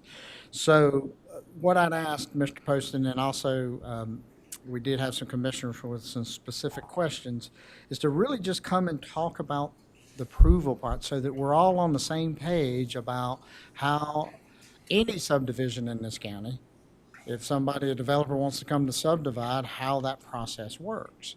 And then, again, because some of the questions were generated specifically around this development, I just told them to use this as the example. So, Mr. Poston. Good afternoon. I think to understand, so we can kind of go back and how do we get to where we are today with subdivision. I think it's appropriate to start from 2007, which is when we adopted the subdivision ordinance, which created rules in Jackson County about how anybody that owned land or developed land divided that land. So when you have one piece of land and you split it in two, that is what the state defines as a subdivision. And in 2007, the county adopted regulations about how we divide land and broke it down into different categories and what was required for each size and level of subdivision. Today, we've got we got four. We've got family subdivision, which is usually still considered a minor subdivision, but it's being divided amongst families. The standards are generally the same, but we don't require necessarily road development at the same level as we require for non-family types of subdivisions, usually that are being sold to general members of the public. That's usually the major difference. And also in family subdivisions, you don't have open space requirements and things of that nature, but they tend to be smaller subdivisions. Today we have family subdivisions, we have minor subdivisions, which is less than 9 lots, so up to 8 lots if you create that. Which is a minor subdivision. There we have some road standards, but really there's not a lot of additional standards that we have for open space and some other higher requirements as we get to larger subdivisions. Starting at 9 lots to 99 lots, we consider that to be a major subdivision level 1. And that requires all the requirements of a major subdivision, road standards, all the erosion control and stormwater, the open space standards. But at that point, we still approve those through an administrative review. You see to my right, if you haven't met John Jelenuski, he is our senior planner. Before John came to the county, he spent a whole nother career in engineering and surveying, developing site plans for a myriad of different things, including subdivisions. So we have the good fortune of having someone with his experience be able to review our subdivisions. So family subdivisions, minor subdivisions, and major subdivision level 1 are all administratively reviewed. Level 2 is anything over 100 lots. 100 lots or more, we take to the planning board for review. In that regard, the planning board is still making an administrative review, so they are just making sure that the rules that are adopted by the Board of Commissioners are being followed and complied with. So, what we have as a planning or as a subdivision ordinance is an ordinance that sets up how property is subdivided and land is developed in that regard. It's fairly specific. If you look at the report for Camp Creek, you'll see the first page is just a basic synopsis. It's kind of your executive summary of our review. And the next 15 pages are all the standards that are contained within the ordinance that John reviews, regardless if it's approved through administrative staff or if it's approved through the planning board. John has this review responsibility. And there's some very technical standards, from vertical curve alignments to benching on things. We have slope requirements as far as grading, stormwater. We have open space. A lot of these things get discussed within the confines of this ordinance. Road design standards within the development. We don't have any standards for roads that lead to the development. So state maintained roads are maintained by the state. If you're not familiar, North Carolina does not have a county road system. Counties are not empowered by the state to own or maintain rights of way. So we rely on our partnerships with DOT and working with roads, especially when those roads are state maintained roads, and how the state may require some additional information when subdivisions get developed, and they have driveway permits that they require when connecting into a state road or development. So we do the review in-house, whether at all stages, and then at that 100 lot threshold, it goes to the planning board. The planning board's still acting in an administrative capacity, so there's not really, if the applicant can demonstrate that they meet all the standards in the ordinance, there's really no ability for them to say, yeah, but we want you to do something that's not included in the ordinance. So it's a little bit, so the county commissioners have adopted a subdivision ordinance, and if you're following the rules within that subdivision ordinance, and we can confirm that with the plans that are being submitted to staff, most times you should be approving that site development plan or that subdivision. Usually what we tell folks is if there is some concerns that something's not being addressed, then we go back to the planning board and work on amendments to the subdivision ordinance to present to the commissioners and be able to have that conversation about why we would recommend a change in the subdivision ordinance to address something different than what we have already done. And we do that from time to time with all of our ordinances. So the Camp Creek development is a development that has been proposed by the EBCI on Camp Creek. They have roughly 188 acres on Camp Creek. They have that's divided by Camp Creek Road, so they have about 23 acres on the west side of the road, and the remaining acreage on the east side of the road, roughly. And so you can see that through all. I won't read John staff report; that would be very dry. But just to give you an idea, they also have about 71 acres that they're not going to be building on, which also includes the slope and the ridge on the back part of that property. But they are proposing to put up to 495 units, mixed types of housing types, single family home, some townhome type designs, some multifamily home designs out in that area. I should mention, specific to this property, it is not located within the 441 planned corridor, so there is no land use regulations beyond the subdivision ordinance that we talk about, and there's no specified density. Like sometimes if you have a residential district in your regulated district, you might say you have only X number of units per acre. We're outside of that district. We're out in the county. There is no there's no prevailing density requirement prescribed by our ordinance. We do work with Mountain and Hillside Development Ordinance. That sometimes can lead to some density standards. In this case, them putting the majority of the steep property into conservation removes that, and their calculation ends up to be about 21% average slope, which brings them below any thresholds for that specific development. The development is proposed to be served by tribal water and sewer. They are extending those lines to the development. Our understanding is they have the easements in hand to do that, and they'll work with the state of North Carolina on making sure that they're following all the water and sewer regulations that apply. I can tell you that the chief was at the planning board meeting when this was discussed and reviewed. I can tell you that I can report out from what he had mentioned that certainly the Paul Fire Department is the fire department that serves that area. He also affirmed that the EBCI has an interlocal agreement to help, or a mutual aid agreement to assist in that area. So they would also have some responsibility to respond in case of emergency, and that they also believe, we're going to keep that property in such a way that the taxes would be in Jackson County property. And so know that those are some questions coming in. But development specific, I can tell you that we did a review of this. John did a review of this, and you can see by the responses in throughout here that they're able to demonstrate they can meet the requirements of the subdivision ordinance. So when we reported out to the planning board after your review, the report was that staff believes that this subdivision meets the minimum standards found in the subdivision ordinance for roadway design, for erosion, to the extent erosion control and stormwater, for open space design, all those things that we take a look at, we believe that they could comply with those ordinances.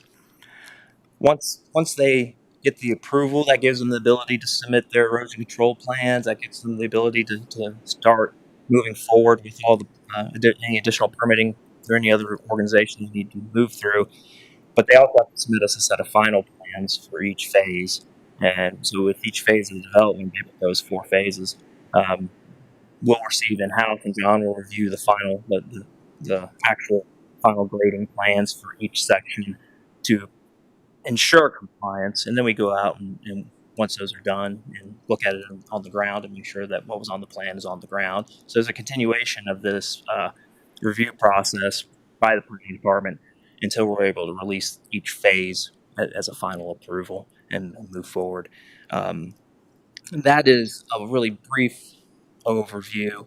And I can certainly, and I have John here, we can certainly go down through any of the specific standards, but I thought I'd save us the length of time to go through 15 pages of each standard, but we'd certainly be more than happy to answer any question that the Board of Commissioners has for us.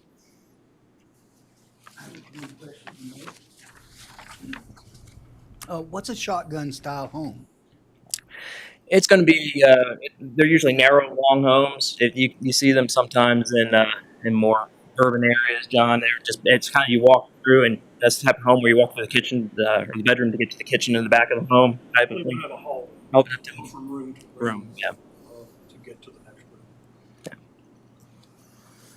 So, I know it's met our typical ordinances for the, do you know, have we reviewed to make sure that it meets the standards of the Planned Community Act? So the Planned Community Act isn't something that the local government enforces. So we don't have really the ability, we don't review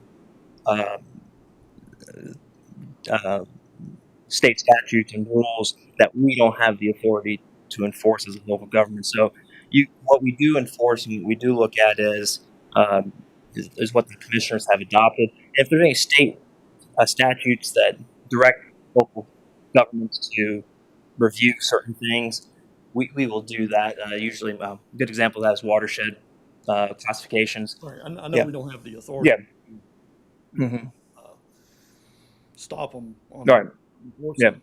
Shouldn't we at least review those to make sure that there is no conflict between the statutes and what we're approving? Yeah, I don't know that there'd be anything. I'll maybe turn to the county attorney who's had a little bit of experience with that act. But, yeah, the Planned Community Act would be a civil process. That would be something that another property owner within the development could have action against the developer if they don't comply with the Planned Community Act when it's enforced. But it's not something that we have the ability as local government to review or to make any judgments on. Just like we don't look at restrictions. If a piece of property has restrictive covenants on it, that doesn't fall under us as well. We look at things through our ordinances and through state laws, and that's the only review that we can legally do on a piece of property that's coming up for development. But that the Planned Community Act is a great act. I worked with it quite a bit in private practice, and it does give, if a developer doesn't do the things they're supposed to do under the Planned Community Act, then they have action against the developer under that act privately.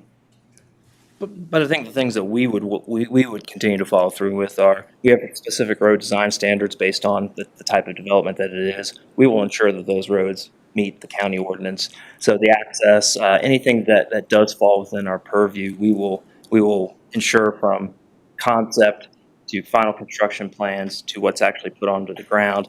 And we say that we understand that a road may shift a foot left or right, and we're not really talking about that, but to make sure that those facilities that would meet the standard of the ordinance are in place before we would give final approval to move forward where they could construct anything.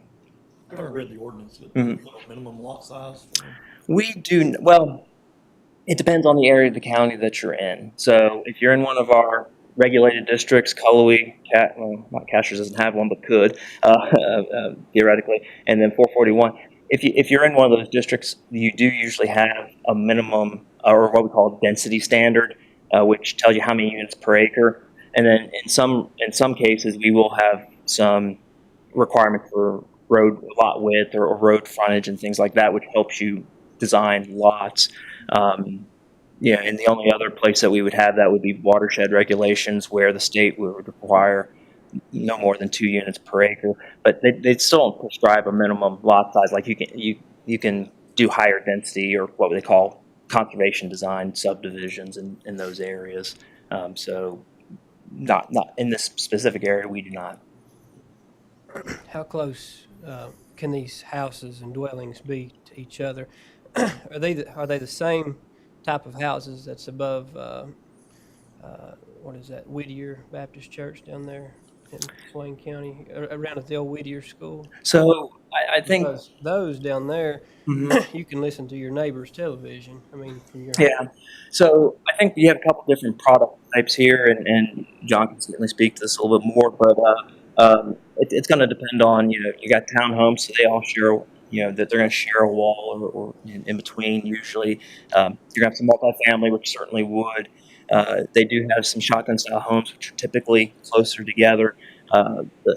They will have to be mindful of that in looking at their building code, because the closer the structures are, they'll have to use types of materials that won't, that are more fire we resistant don't than have others. any ordinance on that. We don't nothing in the zone ordinance. So Yep. if it's, the materials have got to be fire rated, so if they're not fire rated, you have a 20-foot separation. So traditional siding, wood siding, et cetera, you'd be 10 feet. Let's say you had a property line, 10 feet, and 10 feet would be that 20-foot separation, so fire's not jumping around. If your materials are fire rated, you can squeeze them closer. So if you're using cement board, brick, rock, aluminum siding, that type of thing, that's fire rated, then you can get those closer together, and that's what you would see is fire rated materials if they're closer together. And is that what this is? That would be building planned? code. Yeah. State building Yeah, state building code. So that's where you'd find that. In the unzoned portion of the county, we don't have any setback regulations that we enforce other than with the building code. Now, in our regulated districts, we do have property line setbacks that have to be adhered to. Right, that's for fire mostly. Yeah, that and just and what really when you look at in regulated districts, that usually goes through a planning process with the community, and they really talk about what type of development patterns they'd like to see. So in some areas you might say, hey, we'd like to have those a little bit closer. In other areas you want to be a little bit further away. It can vary throughout the district. Are these houses, are they to purchase? Are they rented? Are they income based? So we don't. I don't know if they'll rent or purchase.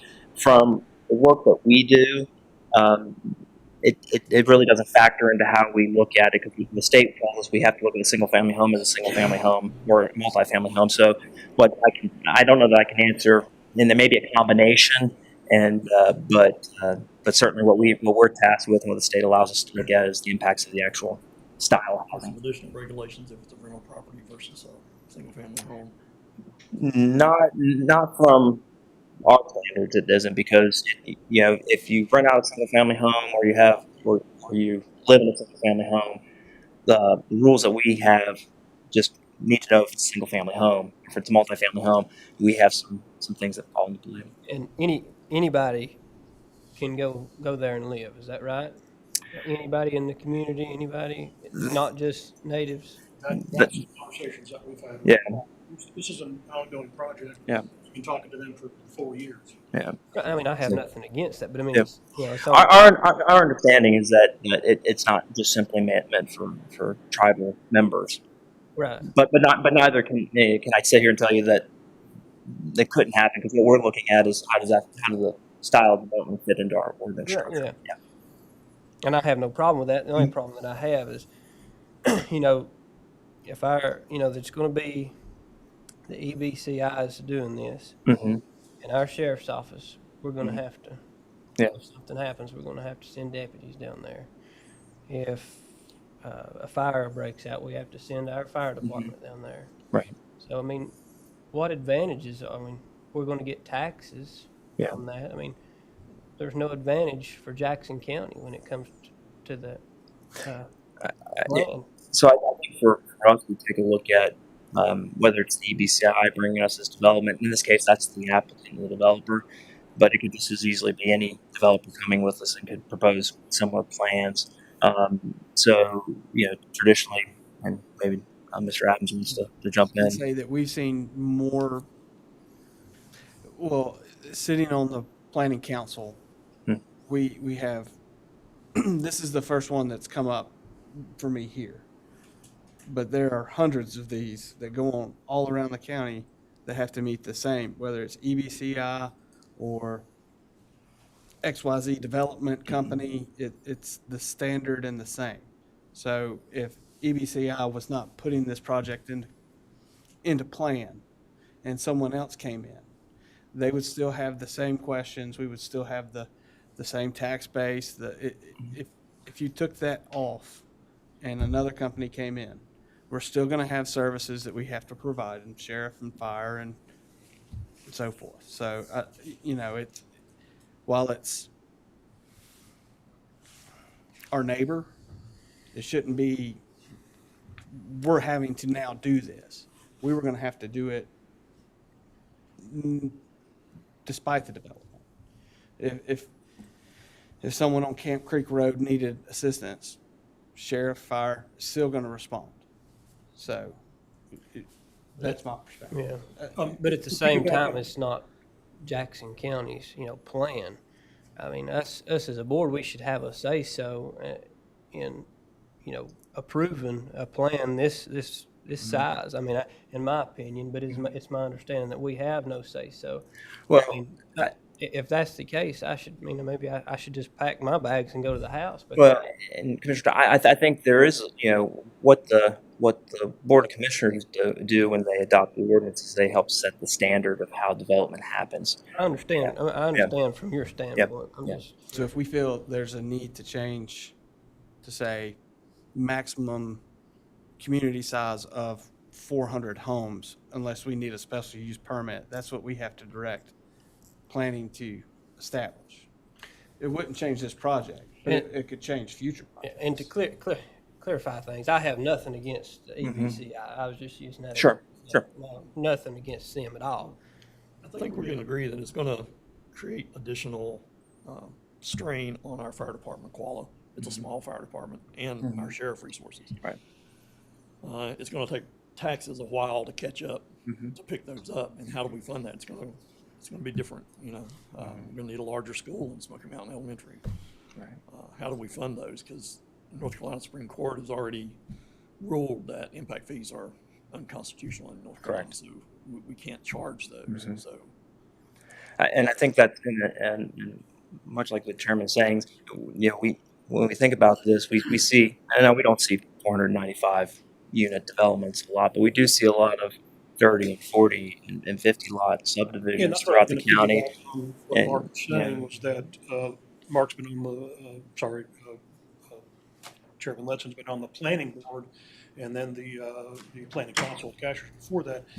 But Chairman has seen probably dozens of 25, 50 lot subdivisions that probably total a greater quantity than just this one project. This is one. All over the county. They're peppered all over. This is just happens to be in one specific portion of the county. So obviously the concern and the it's understandable, the concern that the board has if we're going to divide up, but that's happening all over the county. It's been split up all around, not just in one. I mean, it's not just our county; it's a concern all over. Correct. As developments go in, the problem is with funding. Yeah. And I think that we continue, some of that answer is that we continue having these conversations, because what that leads to are things that we may identify as areas we can improve on in our ordinance structure, areas that we can work with communities to plan for future growth and how that might happen. We've done that with a few of our communities it may be an opportunity for us to start those conversations in other communities that are going to be experiencing growth or could be experiencing growth that just haven't. Acashirk is an easy one to identify because at one time it was a municipality, and so it has always been kind of a really an established community colony with the university. That was in the 441 corridor itself. But there is opportunity for us to maybe work with some other communities, and when I say that, we can have the processes to sit down and work with specific communities at the ground level and talk about development possibilities and what future strategies might the board consider as we move forward in the future. I think those are things that we can continue to work through. Certainly don't want to, negatively impact those that are already there, and we can really identify a lot of the areas that are being developed just based on topography and what's available. And if that's something we need to look at, then I think the board would be under consensus for that, just to make sure that we're not overdeveloping and pushing somebody out or hindering their lifestyle. I think it's important to note here that this project would not happen unless they had public utilities. So short of EBCI coming down from the tribal boundary to this property, you would not see this density. It'd be probably 25% of what it is. You know what that distance is between the boundary and the property? Between the existing water and sewer, do you know the distance that they're traveling with the water and sewer infrastructure? I mean, it's a couple miles. It's going to be from wherever their existing plants are all the way down. Because they have to buy a couple of they have to buy a lot of right of way and then. And I saw they had a couple of lift stations, or at least one lift station. They will. A lot to do that, yeah. Yeah, it'll be force main all the way up Camp Creek. And then of course, piggybacking on that, then there is availability for public utilities out there as well, potentially, in that part of the county. They sell to other people outside of the development, or? I think those are conversations that we may want to have as we think about the future of that area, what their intention is to be able to do. Some kind of agreement. Yeah, but I think they have water and sewer that runs. They have water that goes all the way to Smoky Mountain E on 441, and I do believe they provide some other water to private entities. Yeah, so it may be worth it to assume they might be willing to do that. Have they mentioned at all about improving Camp Creek Road? So, as DOT? Yeah, so they DOT did require, we do know that DOT required them to do what's called a traffic impact analysis. That's where they have to basically have a transportation engineer, traffic engineer, look at the impacts of their development based on the types of things they had. And so there are, other than just the types of residential units that are out there, they're also proposing possible daycare. They're proposing a couple non-residential uses that could, so that all gets figured in. And there is a manual that they use that's created by the Institute of Transportation Engineers that tells them what expectancy for each use would be. And they prepare a report based on the existing infrastructure and what additional trips would be produced by that development. And DOT will review that to determine what improvements might be necessary to their facilities.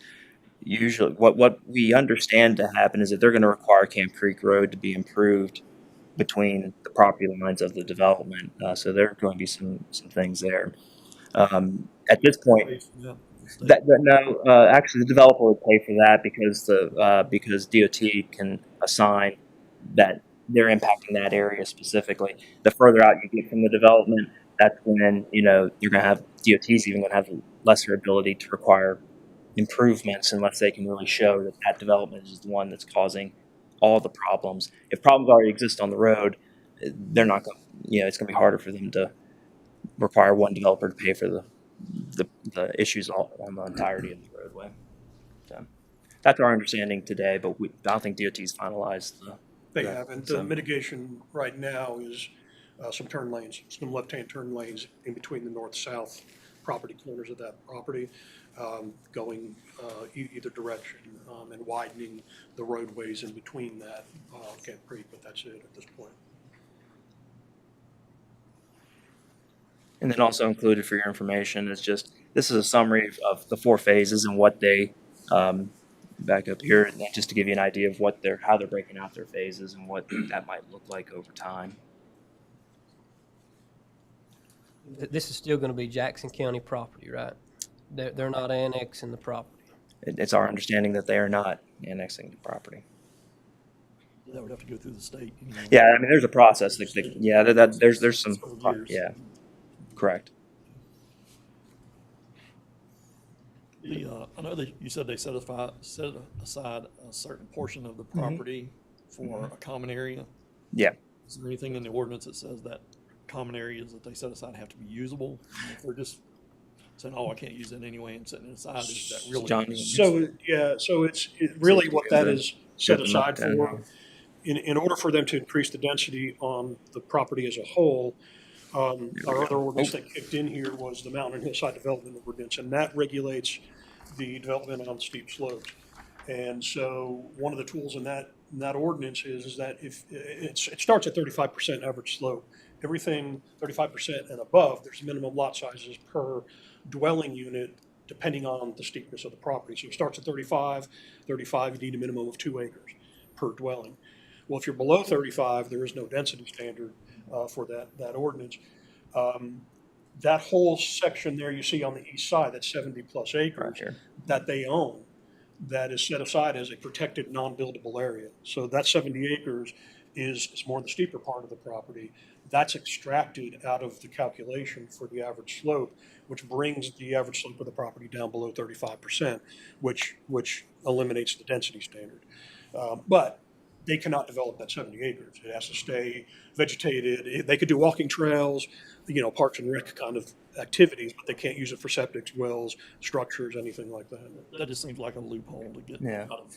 So, but on this design, you can see everything in green is going to be your open space, and so There is quite a bit. yeah, and so they do have a pool and community amenities. I think they're going to end up having 2, one on each side of the road.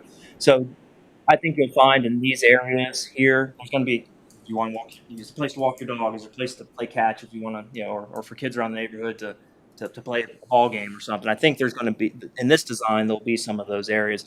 Our ordinance does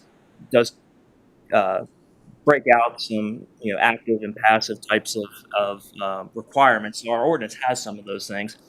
I would tell you that a lot of times in our ordinance, with the types of developments that we see, because we deal a lot with topography, and that drives a lot of how you develop property.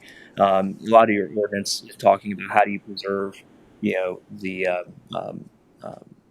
what everyone loves about Jackson County, which are the mountains and the slopes and the ridges and some of the greenery that's associated with those areas. But in this design, I think you'll see that the designers did a good job of balancing some passive and active recreation for the community. Some of it's on one side of Camp Creek. Mhm. Some of it. Correct. Does this have any impact on the grants that we got to bring in high-speed internet in the county? Because that's going to be a large area. Mm-hmm. I don't know that impacts. I think a lot of that had to do with whether or not a lot of those grants have to do with whether or not there's high speed available in those census tracts. I don't think that this changes whether or not high speed is available in the census tract. Unless the tribe brings it in off of. Correct, and I don't know that that's not an infrastructure that ordinance currently requires. So I don't know what their plan is for doing that, but I know they have their own cable service and modem service out in that area, so they may be looking at bringing that in as well. I think the people of that community, they're just concerned with, it's beautiful fields right now. I mean, Sure. it's beautiful down through there. Right. Camp Creek is and Sunset Farms, that's one of the most beautiful places I've ever been. I think that's one of the biggest concerns. Mm-hmm. It just seems sad to me to tear all that up. But I understand that we need development and we need housing. But I appreciate you coming and answering all the questions. Not a problem. We're glad to do it anytime. Before we move on, I don't want to get in front of any questions, but there is a potential second part of this conversation. And that is in regards to a potential upcoming development agreement. Is that correct? That is. And let's talk about, now that does eventually come back before this board. So now, just talk to the board about what that is and if you know, at this point, there's communication, but there's nothing to be brought to this board at this point, but just talk in general what that is. So development agreements are the state legislature, a decade or more ago, gave local governments the ability to enter into long-term agreements with the communities and developers when you have larger projects that may be multi-year implementation. So, you know, for instance, a lot of our subdivision ordinance says, hey, if you come to us with a subdivision, you have to have that recorded within 3 years, or you have to come back to the planning board to get approval, or whoever the approving authority is. You have to come back to that authority, back to the county, and get it either reapproved or if there's been changes, you know, in that time, you may have to account for those changes.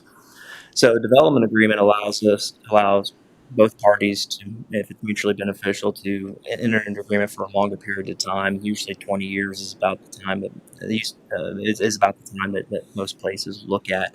And there's some possible benefits on each side of setting up an expectation about how the development would occur. So, you know, there might be things that the county would like to have reiterated into an agreement that would then be in place, in force, for the entirety of whatever the length of that agreement is, that would allow the developer, or the tribe in this case, to continue this development beyond the 3 years that they'd be granted normally.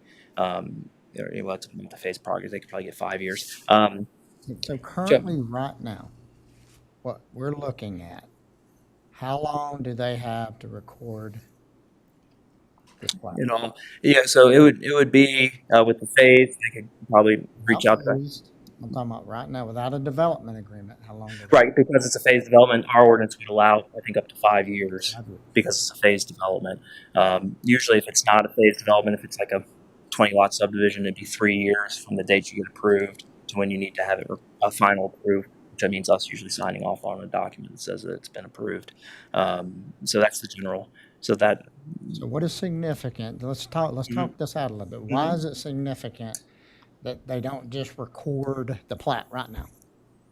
Why don't they record? Well, they don't record it because they don't meet the standards of the ordinance. They haven't put in the roads. They haven't dedicated the open space. We don't have any assurances that those things have been done. And so at this point, we wouldn't allow them to have a final, you know, for the lots. We wouldn't allow them to record those lots, you know, without that infrastructure being one of two things, either put in place, or the state gives them an option of giving us an engineered estimate of what it would cost, add 25% to that cost, and put that money in to the county as the recipient to ensure that those roads would be done. And if the developer doesn't do the roads, then the county has the money to go in and make sure those roads are complete for any lots that are already on record. So, you know, today the benefit is that there'd be more time to do that, but it also allows the county to negotiate that those things that they said they would do would be done in the way that they say they would do it, and for the next 20-year period. So that would include water and sewer to the lots. Correct. I think that can be addressed in that as well.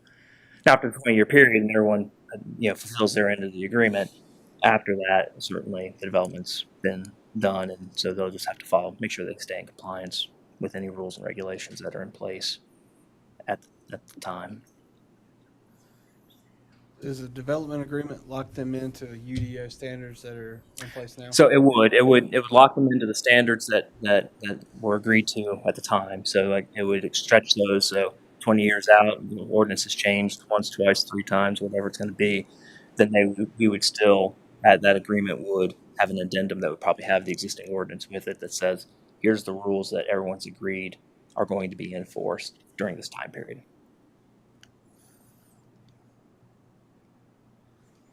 So that will come back to the board. That in North Carolina, the state requires that you hold a public hearing, you have those conversations before entering into a development agreement with anybody, and in this case it would be the tribe. And I think, as the manager indicated, we have had conversations with them. They seem to have some interest in doing that. We don't have a document to produce that we feel comfortable would meet the standards of what you would need to see. So we continue to work on that. But there may be a time here in the near future that we come back to you with such a request.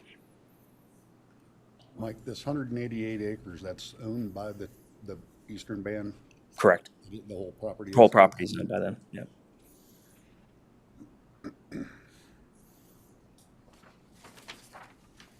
Any additional questions from the board?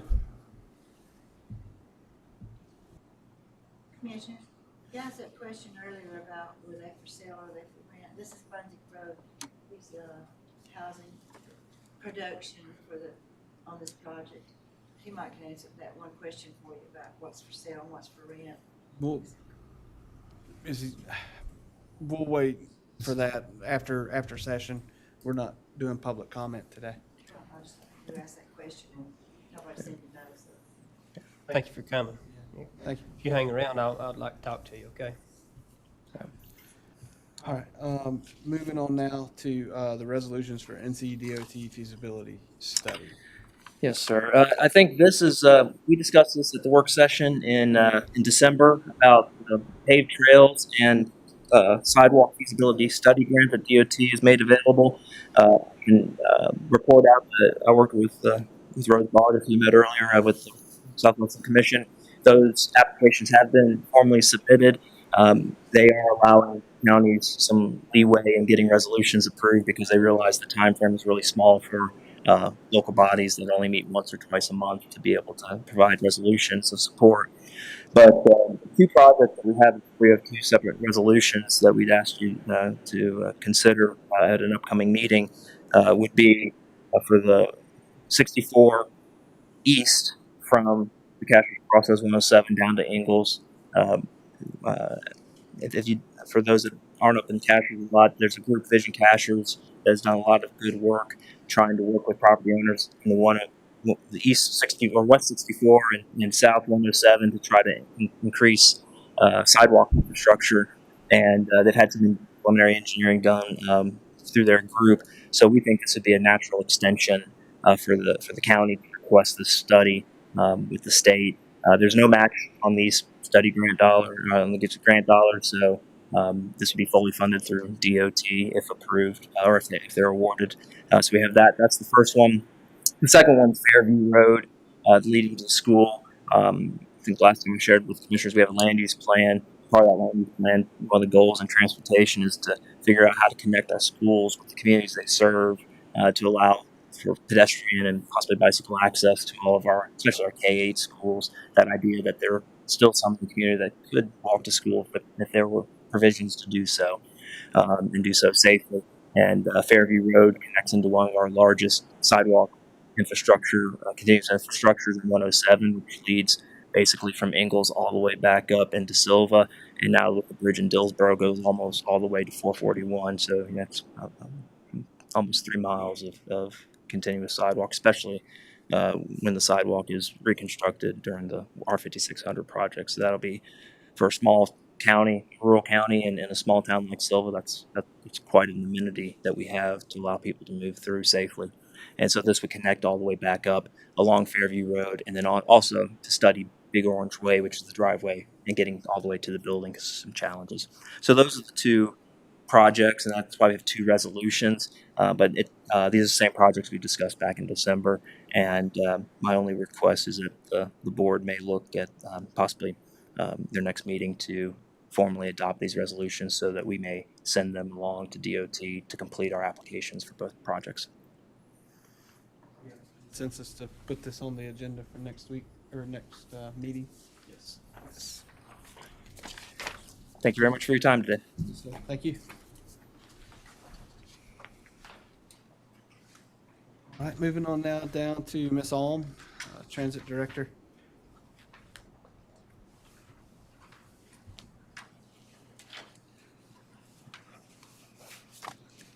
Good afternoon. For those of you that do not know, back in October 19th, the NCDOT Integrated Mobility Division performed a proficiency review with Jackson County Transit, and that typically occurs every 3 years. So upon the review of our policies and procedures, 2 policies were affected and subject to board approval. But based on the two findings that I have listed here on our memo, they, NCDOT, IMD, they have recommended creating a policy on cost allowability for charges against federal awards and updating our current ADA policy regarding fixed route stop announcements. So the two corrective actions, and I will go through the first one and talk about the first policy on cost allowability.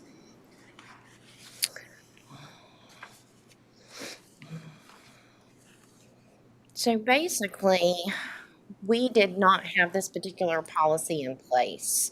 And what that comes down to is that we currently have a Jackson County accounting policy and procedure manual that we follow, as do the other departments at Jackson County. This is just simply an extension of that policy for community transportation grant funding, because we receive federal and state awards. And so what they were wanting to do is make sure that we had a policy in place for the allowability of costs, and they actually provided this particular template for us. And all that is basically doing is helping us to maintain a system of internal controls over federal expenditures to provide a reasonable assurance that those federal awards are expended only on allowable expenses. And so it's just checks and balances, making sure that we are spending those funds appropriately. And if those items are not deemed eligible for reimbursement under the federal award, we have systems in place to make sure that it's also in our financial budget. And if those particular items are,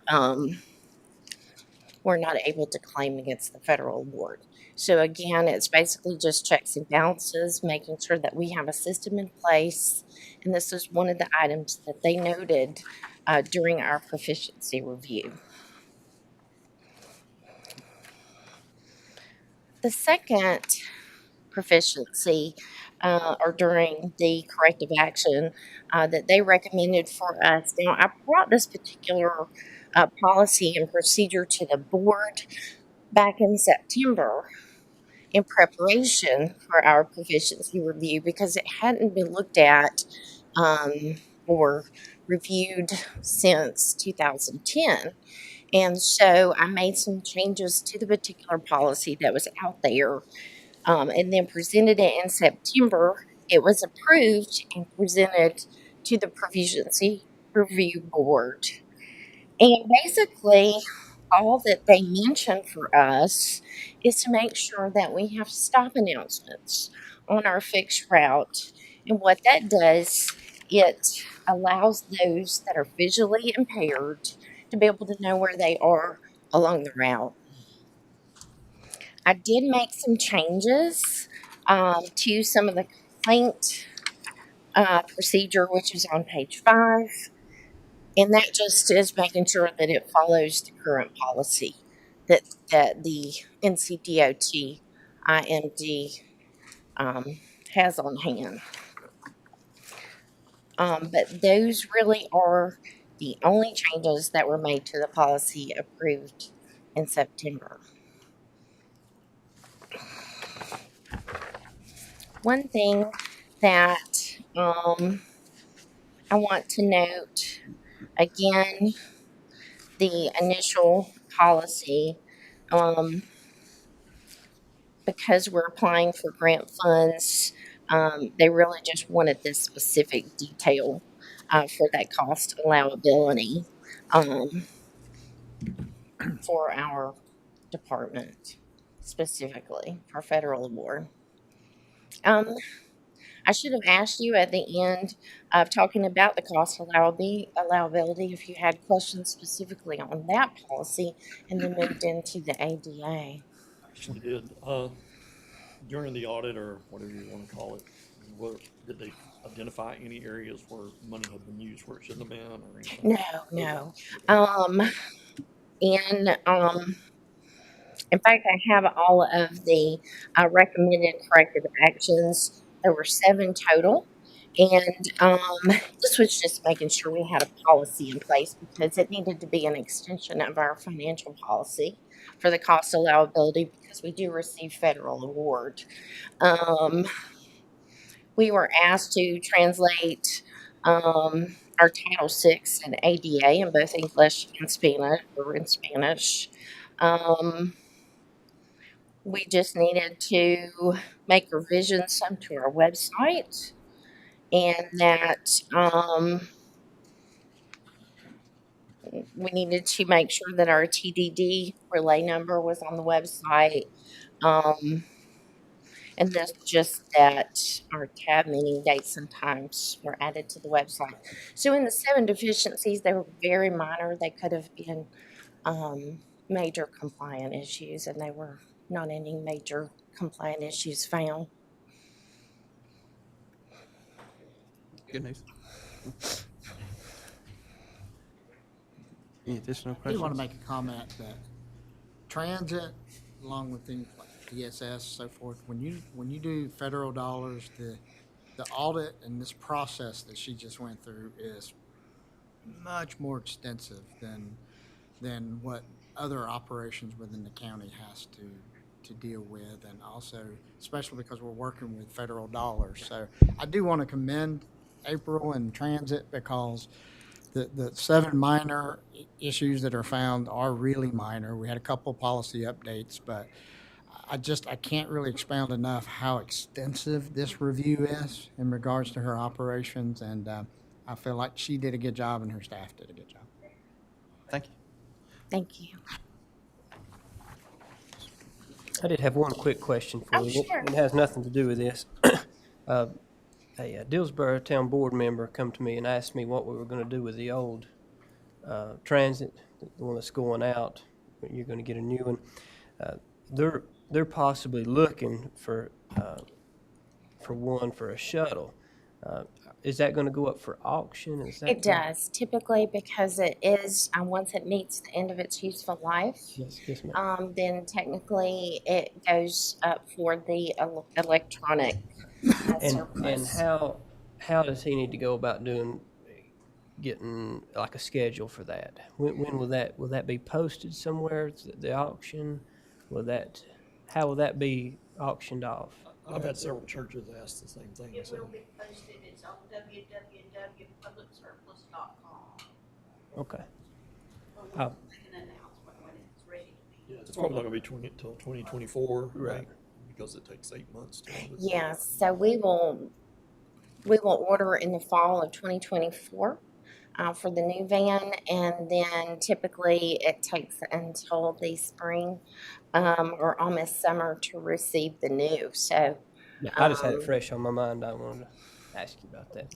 So yes, Public Surplus is the company that we use to do the electronic auction to make it a fair process. Okay, thank you. Thank you. Moving on now, back to Mr. Adams for opioid settlement fund discussions.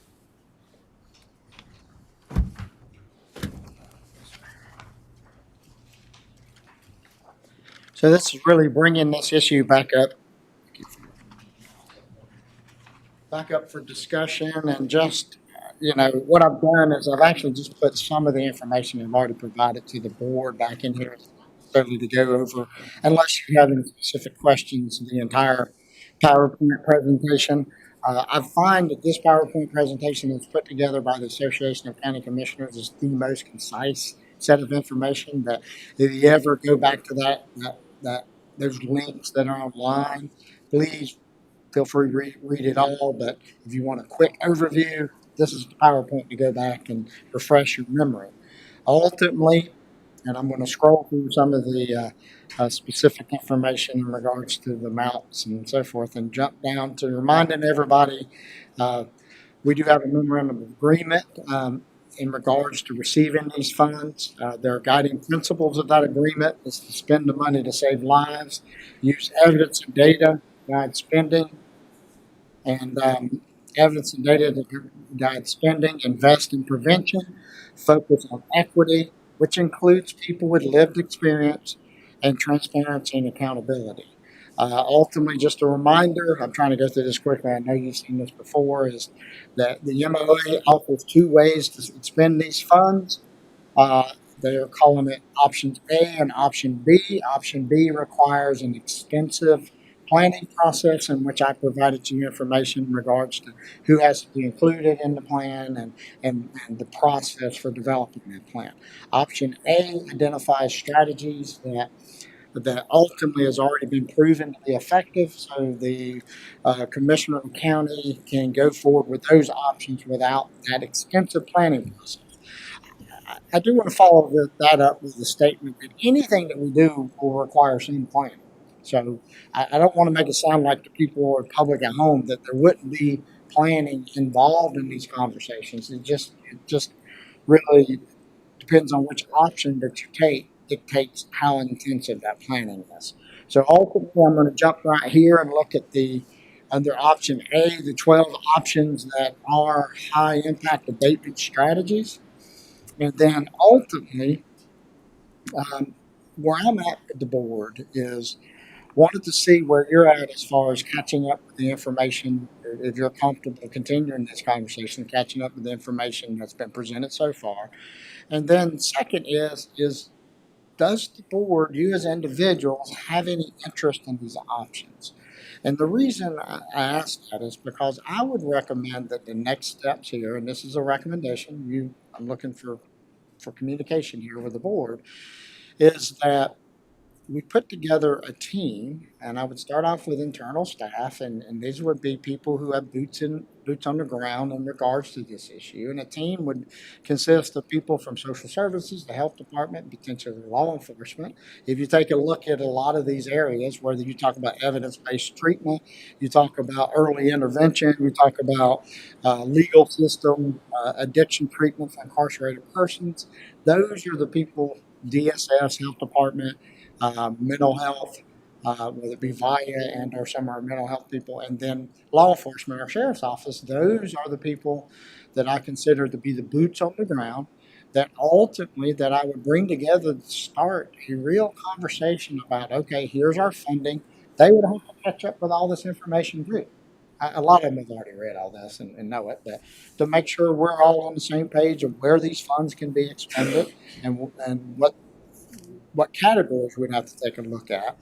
But ultimately, to pull together a team like that so they can come back and start presenting concepts and ideas to this board and also to the public. I'm offering this up as a starting point instead of standing here and saying, okay, guys, what do you want to do? I'm trying to offer up a solution that we pull together people, professionals that we already employ who are already involved in these categories, who would be given direction to come and start developing some strategies based upon these options, and for them to bring that back to this board. And then having said that, I would like some feedback from you all, either individually and or as a group, about do you have any particular interest? I'm not asking you to tell me what you want done. I'm saying if you're interested in addicted treatment for incarcerated persons, then let me know. And then if there's any type of interest like that, I would take that back to the committee and say, okay, this is what I've heard from our elected leadership. Let's make sure that we address some of these issues, which a lot of them will be discussed. All of these would be discussed by that group anyways. And so, Mr. Chairman, I'm just throwing that out as a concept, a recommendation to try to get the conversations going at a professional staff level. Correct. And I think that we can all be in agreement. Every step's important, but I almost feel evidence-based addiction treatment, recovery support, addiction treatment for incarcerateds would be huge. Just based on the amount of people down in the, Early intervention. Correct. Get in the schools and get in their face. Mm-hmm. this is what it does. You know, even if we had a program where we'd have some recovered addicts or something like that come in and talk to the kids. Those that are probably most at risk. Right. Or on that path. On that edge or on the path, yeah. So I would ask staff to bring back, some information regarding evidence-based treatment, early intervention, perhaps addiction treatment for incarcerated persons. I think we already have a program within the school board. Is there as early well. intervention within the school board? Kim Moore's part of it. And what we'll do is I'll bring in, just by mentioning that, what I'll do is I'll talk to Dr. Ayers and then obviously start at that level and then invite the school system in on some of these I think conversations. that's through Red Oak or something like that. Yeah. School system. Mhm. Yeah. Okay.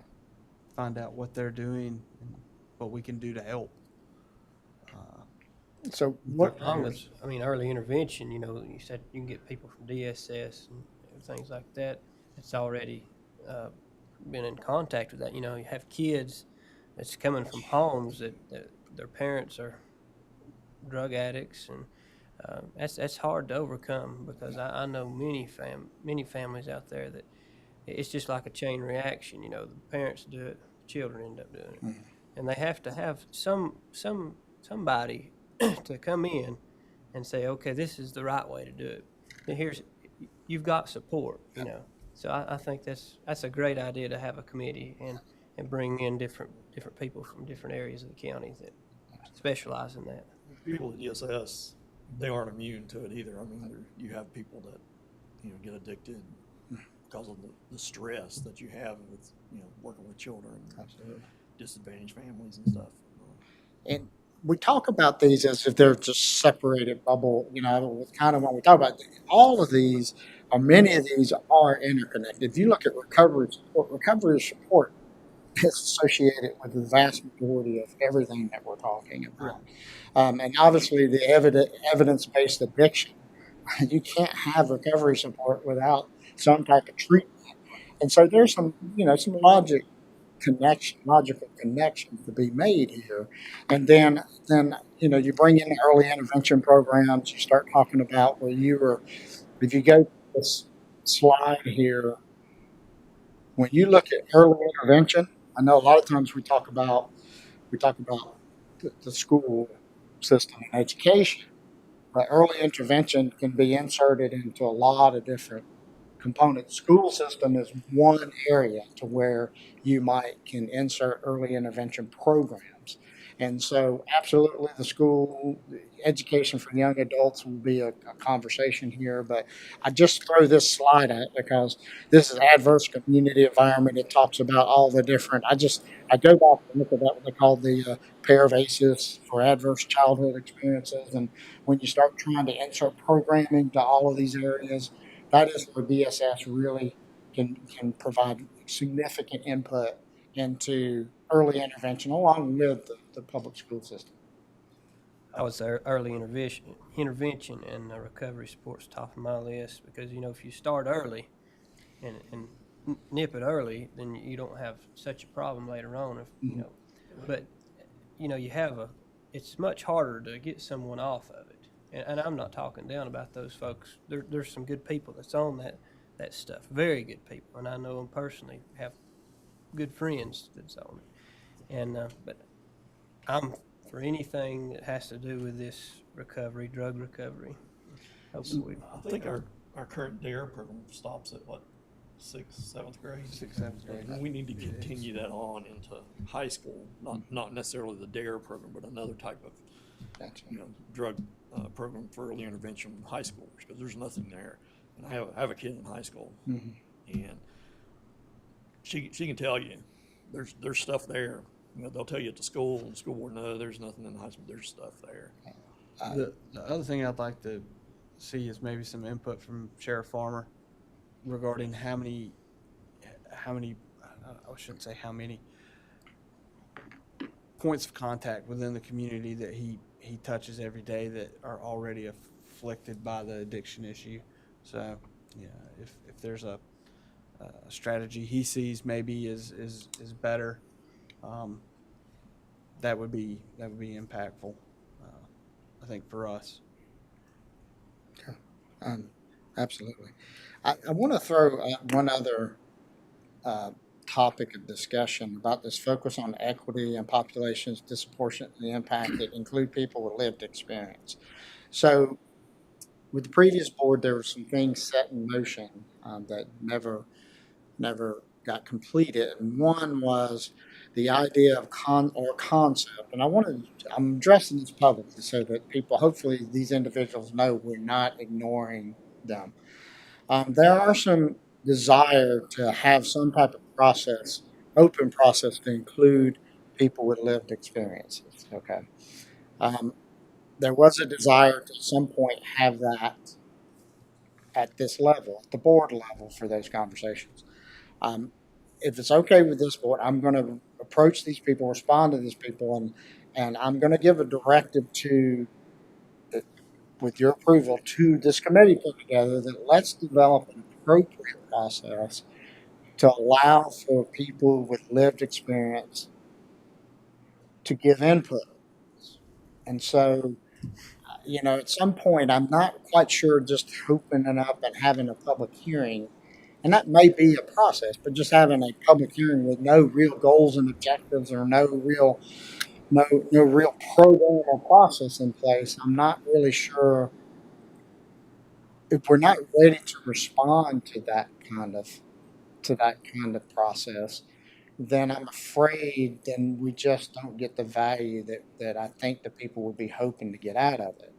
And so what I'd like to do is when I sit down with this committee is let's talk about how do we involve people with lived experience? How do we give them a voice?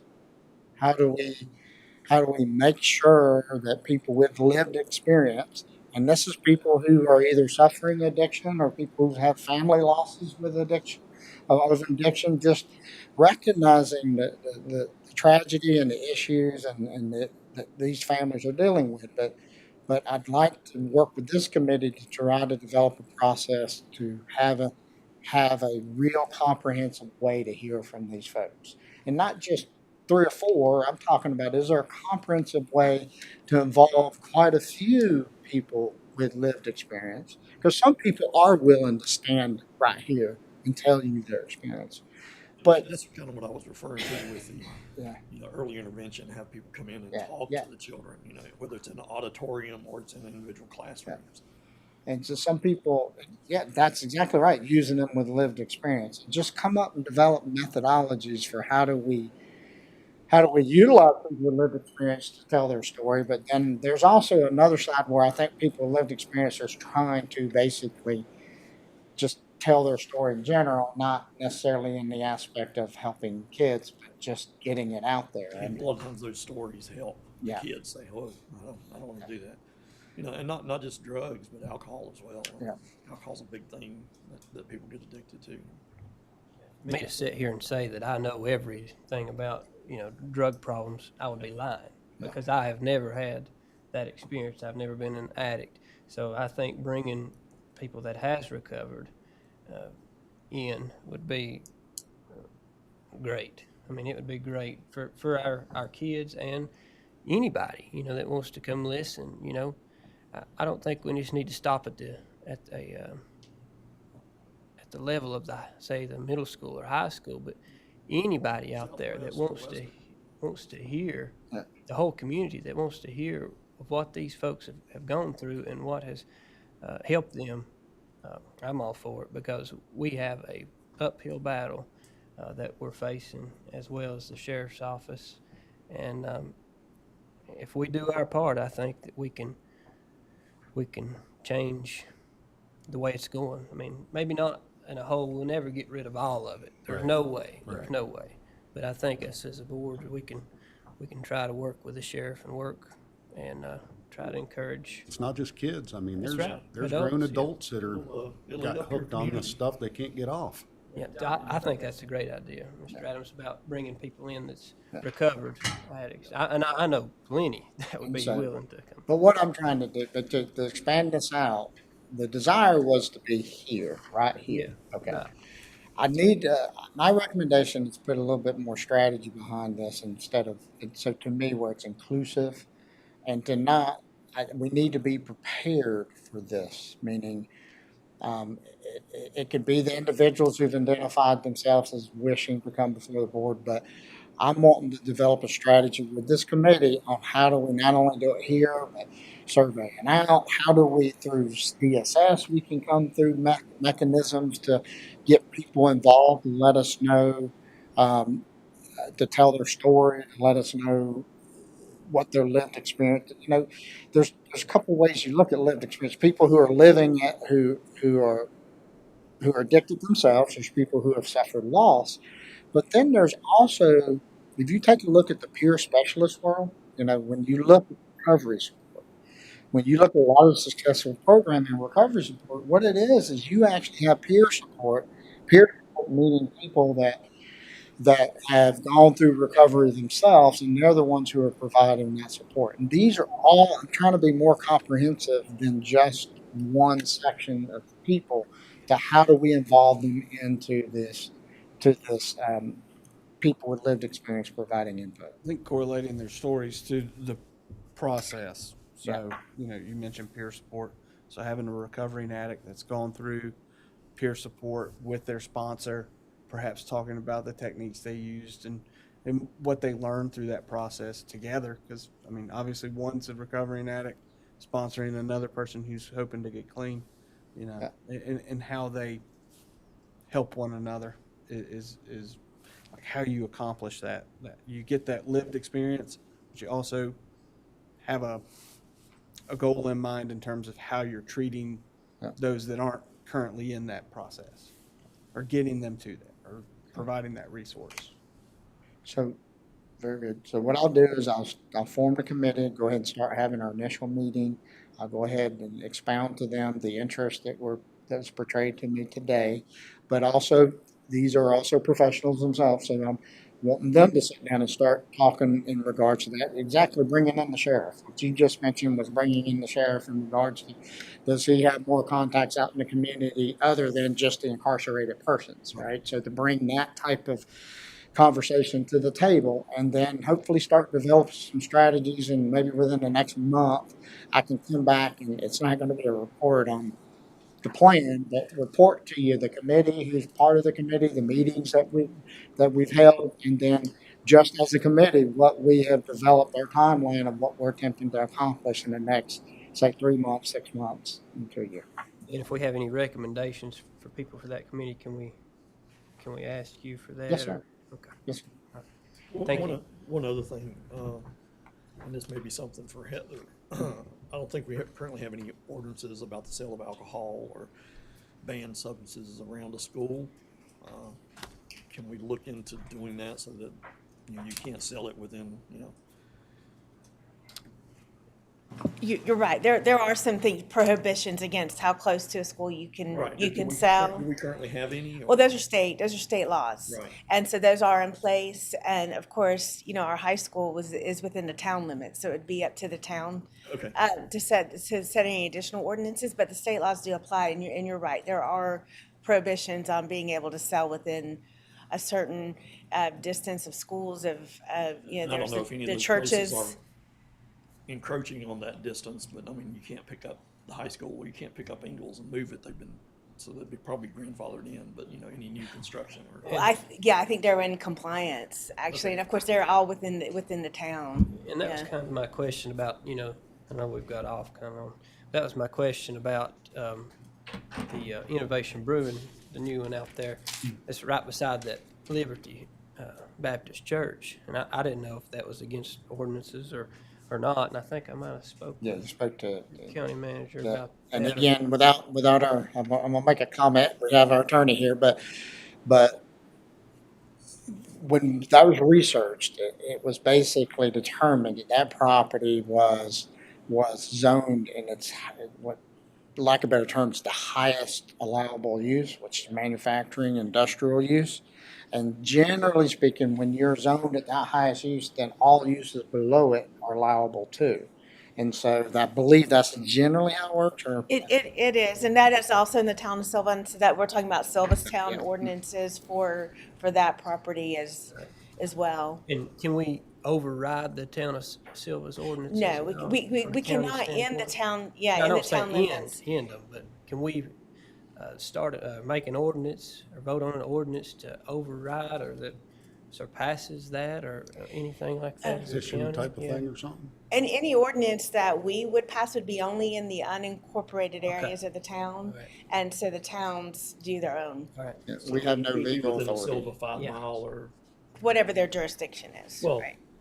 the 5 mile around for the fire district and stuff is not incorporated in part of it's just their planning future growth. Yeah, it way I depends understand if it's annexed or what part it is, but, yeah. Didn't mean to get off on all that, sorry. Also, Mr. Adams, I like the idea of getting that committee together, and I still have my notes from our earlier conversations, and some of this has been a little repeat, and some of it, it's a good memory jolt, but, and I think you mentioned earlier that in option A, all these strategies do overlap each other, and I even think strategy 12, the reentry programming, is so as you put that committee together, I'd charge to tie all these in the best they can. Some having a little bit more of a emphasis than others for our community, but that's be my take on it. So exactly right. So for example, reentry programs. Reentry programs is really about providing support to people who are who incarcerated or coming out. So you got to have peer support. Just for example, I mean, just having a concept where somebody's released, where peer support specialist follows up with them. If you create an MAT program within within your jail and start these individuals on some type of medicated treatment, well, the reality is if they're released and don't have access to that same treatment and are not encouraged to that same treatment, then you just immediately relapse. There's actually a peer support specialist that could tell you an exact story as I'm describing here about coming up, being incarcerated, ultimately didn't know how to find the resources, basically relapsed, got reincarcerated, and then came out, found the resources, and it helped them to recover. My point on that is recovery support and reentry, a lot of those things are similar as far as having peer support specialists and things of that nature being made available to the person who is dealing with addiction. So I'm just reiterating your point, Commissioner Jones, that a lot of these do interact with each other.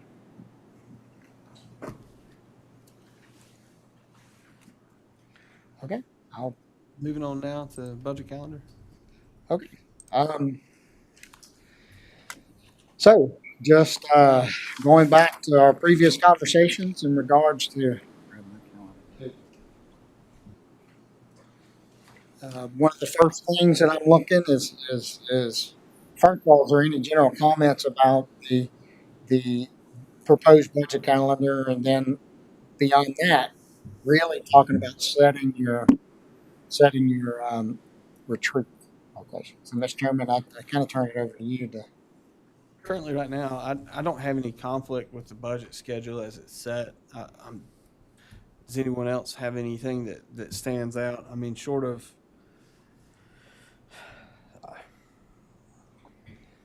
I can't see anything in my work schedule and everything. So the commissioner's retreat would be what I would suggest we talk about, and it being on the top of the list here in terms of time and location.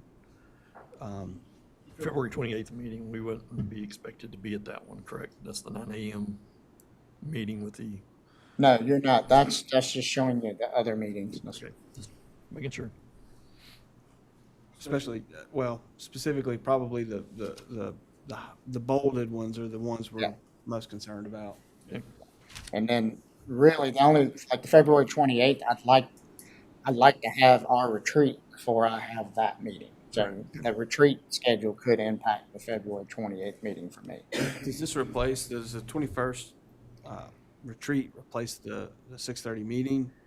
No, we did that because I know we're Tuesdays. I would ask that we get at least a half a day. That would be a starting at noon conversation, feeding you, and then 1 to 5, and then taking a break, and then getting over here at 6:30 for your regular scheduled meeting type of conversations. If I may, I'd suggest, if it fits your schedules, early as possible, so that we can get out and have a time to get about a supper before the meeting as well. You know, Yeah, so I eat mean, meet 12 at on 9 that day would o'clock work. or 10 o'clock could work with me, and if they give us more than 4 or 5 hours, if we went over some, I'm flexible with that. Okay. I'm fine with well, let's go 9:30 or 10.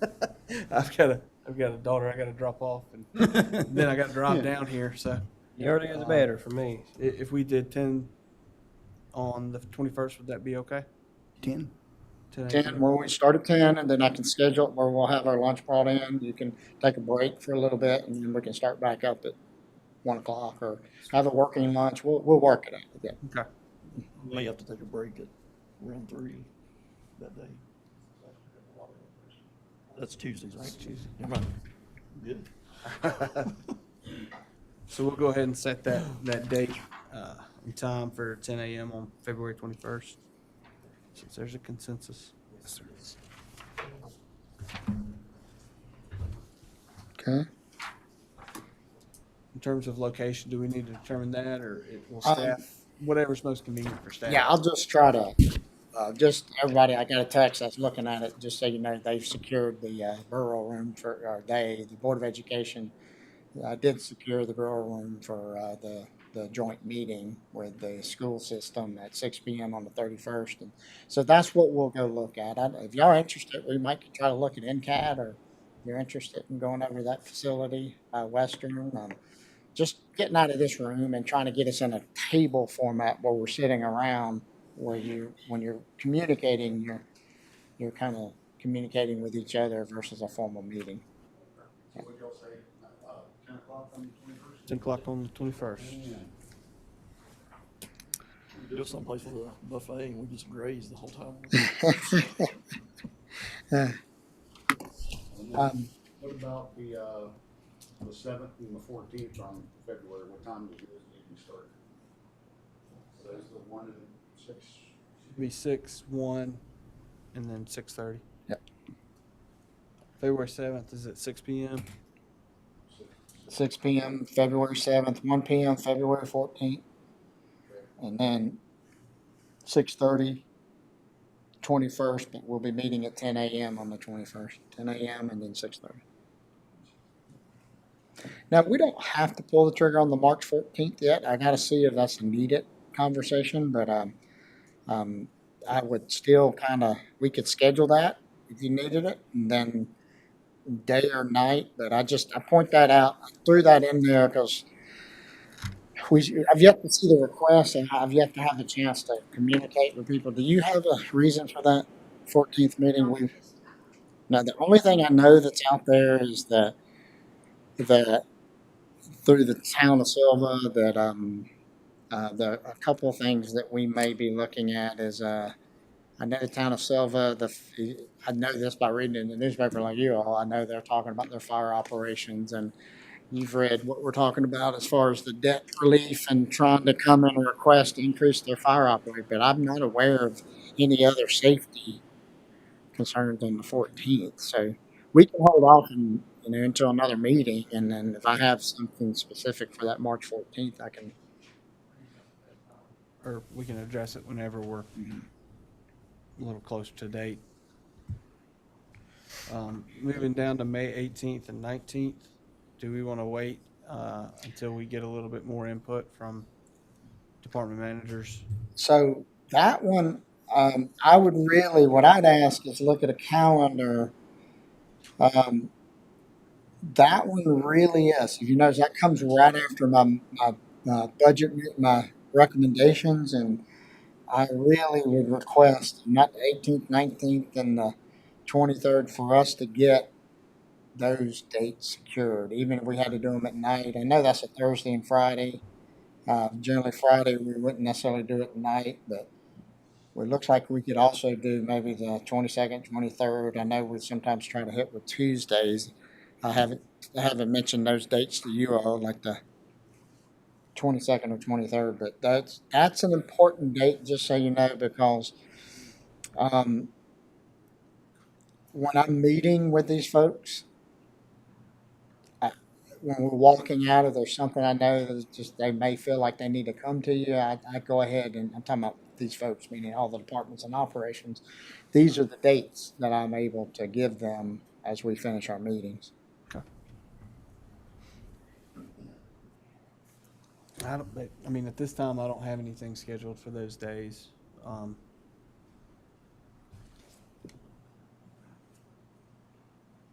Does anyone else have any issues with the 18th and 19th? And we could schedule the 18th, that's the Thursday. And if we needed to do the 19th, we could. Is there a possibility of both, or, I mean, are we for sure gonna be meeting both days? So it all depends on the nonprofits. Okay. We're definitely meeting today because I'm telling you, like the sheriff, and that's when all them are going. The nonprofits, it really depends on the request, and sometimes I try to separate. These are different scale conversations. Just so there's some logic to separating these meetings, even if we separate them during the meeting day. Okay, because they're different scale conversations. For the nonprofits, you're talking, $20,000, $30,000 request versus the sheriff, you're talking millions of dollars. Okay, and so it just depends. Last year, I don't know, did we have? I can't remember. We didn't have that many nonprofits. Their requests coming in were not that. They were satisfied with the recommendations. So. Did you say we could possibly do it the 22nd or the 23rd? I mean, that's open.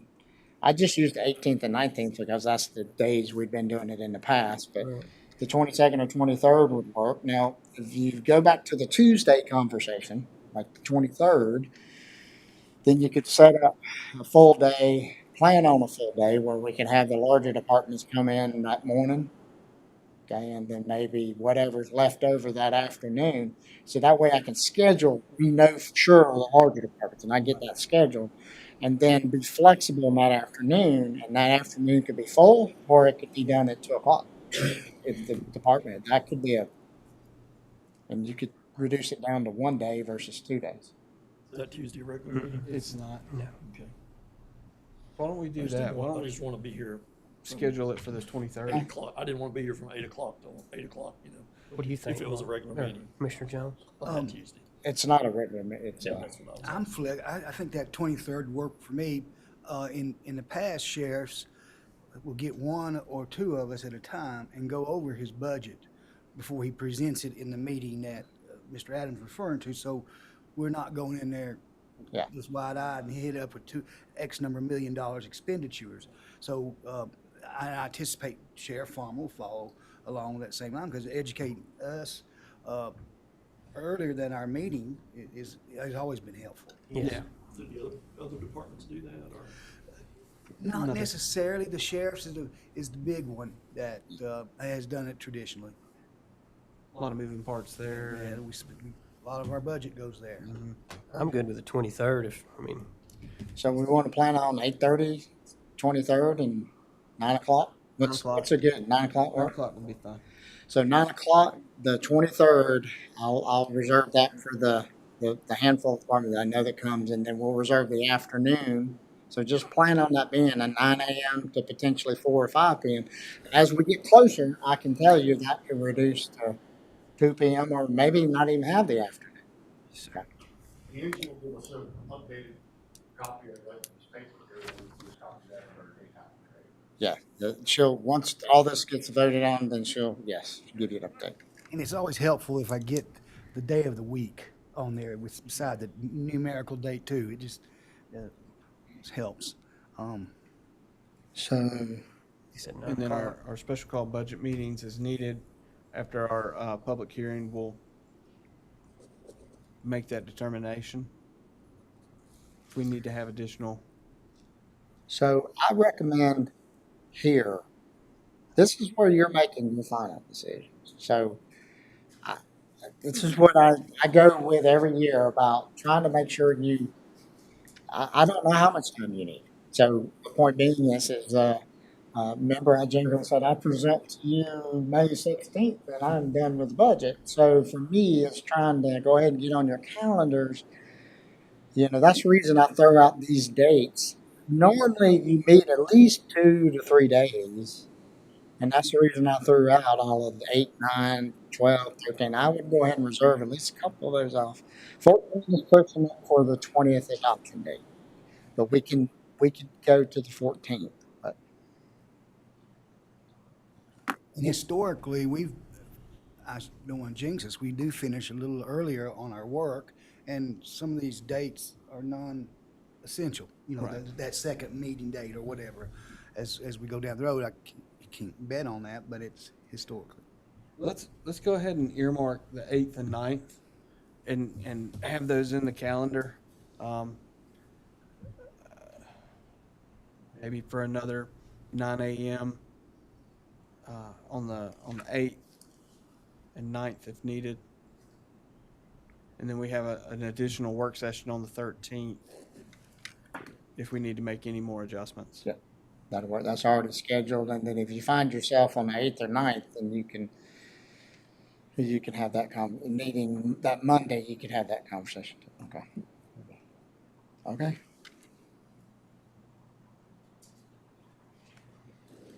Takes care of that.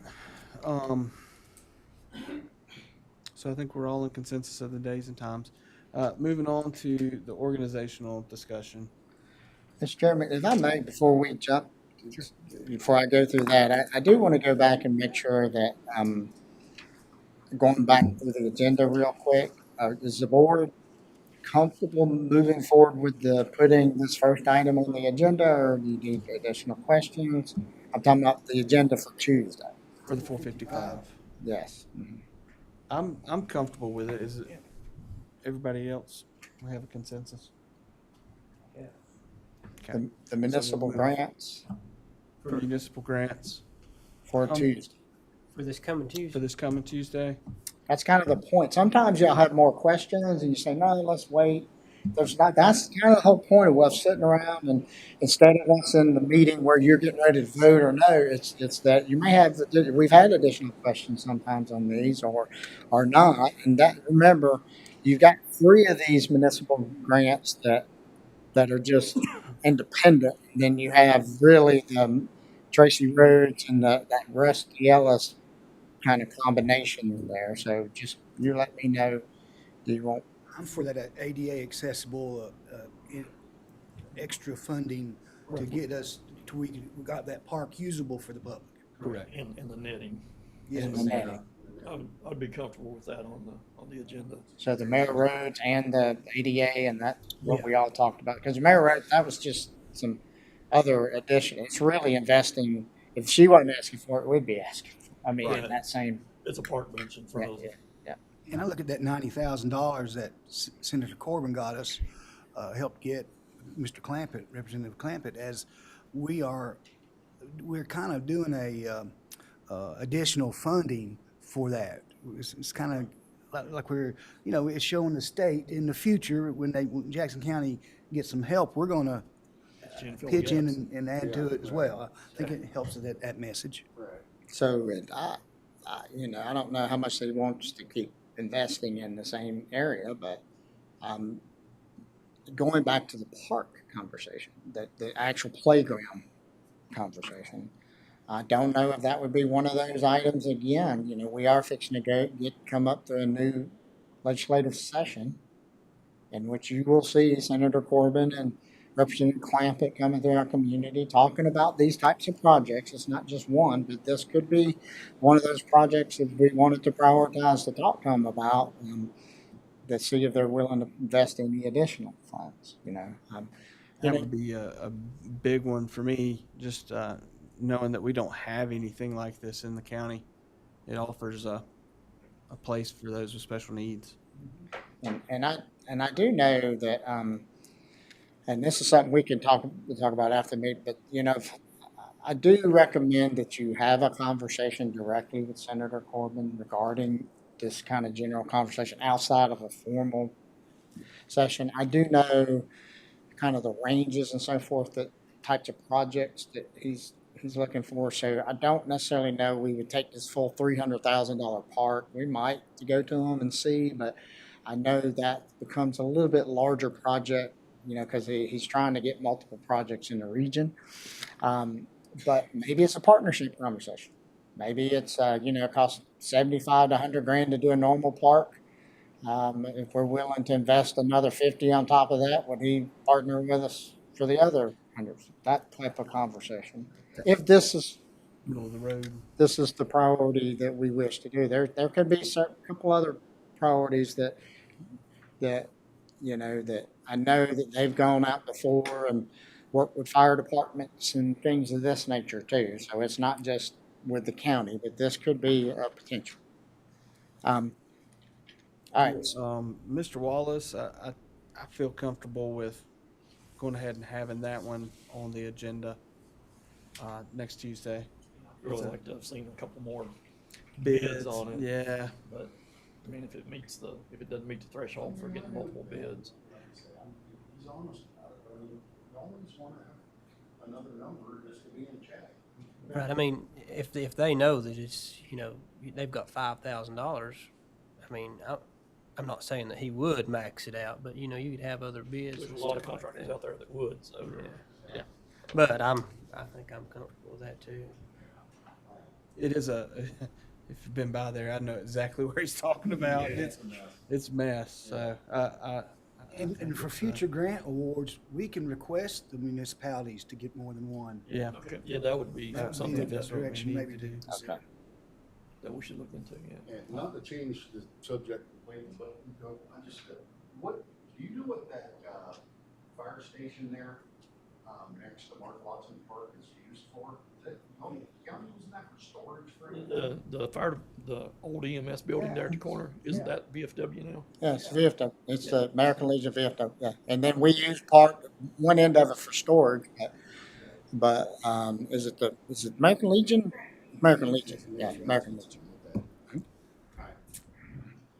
Is that the storage building that we got the email about? No, Or not? no, Okay. that's a different one. Okay. I don't wanna bring that into this There's the conversation. Mark Watson on the other side. Yeah. On the other side, it's on the back side. We'll Yeah, talk yeah, about yeah. That's going to be a Sheriff Farmer's got a laundry list of things I talked to him. So, for Miss Coffee,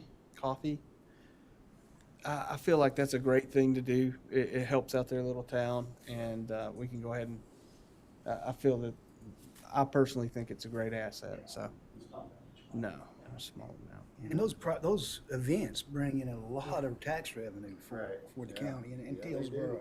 Yeah, the town of Dillsboro, they're always having events. It's a great place down there. I love it. Yeah, I love it. They have more than the 4 that's listed, Yeah. definitely, but that's their big ones. Often these municipality grants, maxed at 20,000, it's a PR component to our communities and towns.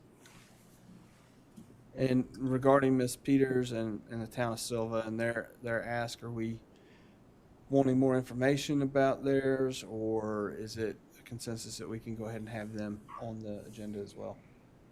Since they're picking up the future budget needs of these, switching out those racks and printing in, changing the artwork, I think moving forward with that.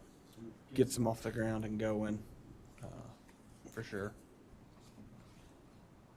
So we want to have them as well as Miss I would Coffey kind on of that. like a little more information on the type of artwork that Yeah, make that's- sure it's family friendly for the, families with kids that's walking downtown and stuff. That was kind of my question. He never really answered it. They said they had, I think it's groups or people that was going to do that. I'd like to know what the artwork is too, because if it's not family friendly, then I don't want to. Like I said, too, I'd rather see that money go towards Bryson Park and Bryson Park things. And I know that money's a drop in a bucket for Bryson Park, but I mean, how long have they been sitting on that $3 million And then also they're saying to fix it?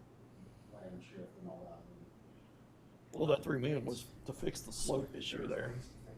Yeah. So, Let's hold off on Town of Silva's request if we can, and see if we can get some more information regarding the About the artwork. type of art that will be allowed. Okay. Plan on fixing Bryson Park. So like I say, it's been like that for over 2 years. I know that TWASA is meeting, actually, Town of Silva kind of came up short on some funding and came to TWASA and asked TWASA, would we put the cost, part of the cost of replacing the sewer water lines in there? And TWASA did some numbers and checked our capital outlay, and we're going to provide the labor and do it in-house. We've ordered the pipe to replace the pipe that was damaged. So, and that's supposed to be, the pipe was ordered X number of months ago, and it takes about 10 months with production now. So I'm going to say in a few months, and they've even got a paving timeline, Town of Silva, for that, and it meets the timeline for TWASA to get that line in. So it's all moving forward. So that along with, and again, I can just ask Paige, Ms. Dowling, to just give us a little summary of the history, but I do know when the grant was initially awarded, okay, they had to go back and redo some things on that money because of how it was technically awarded, meaning for a park.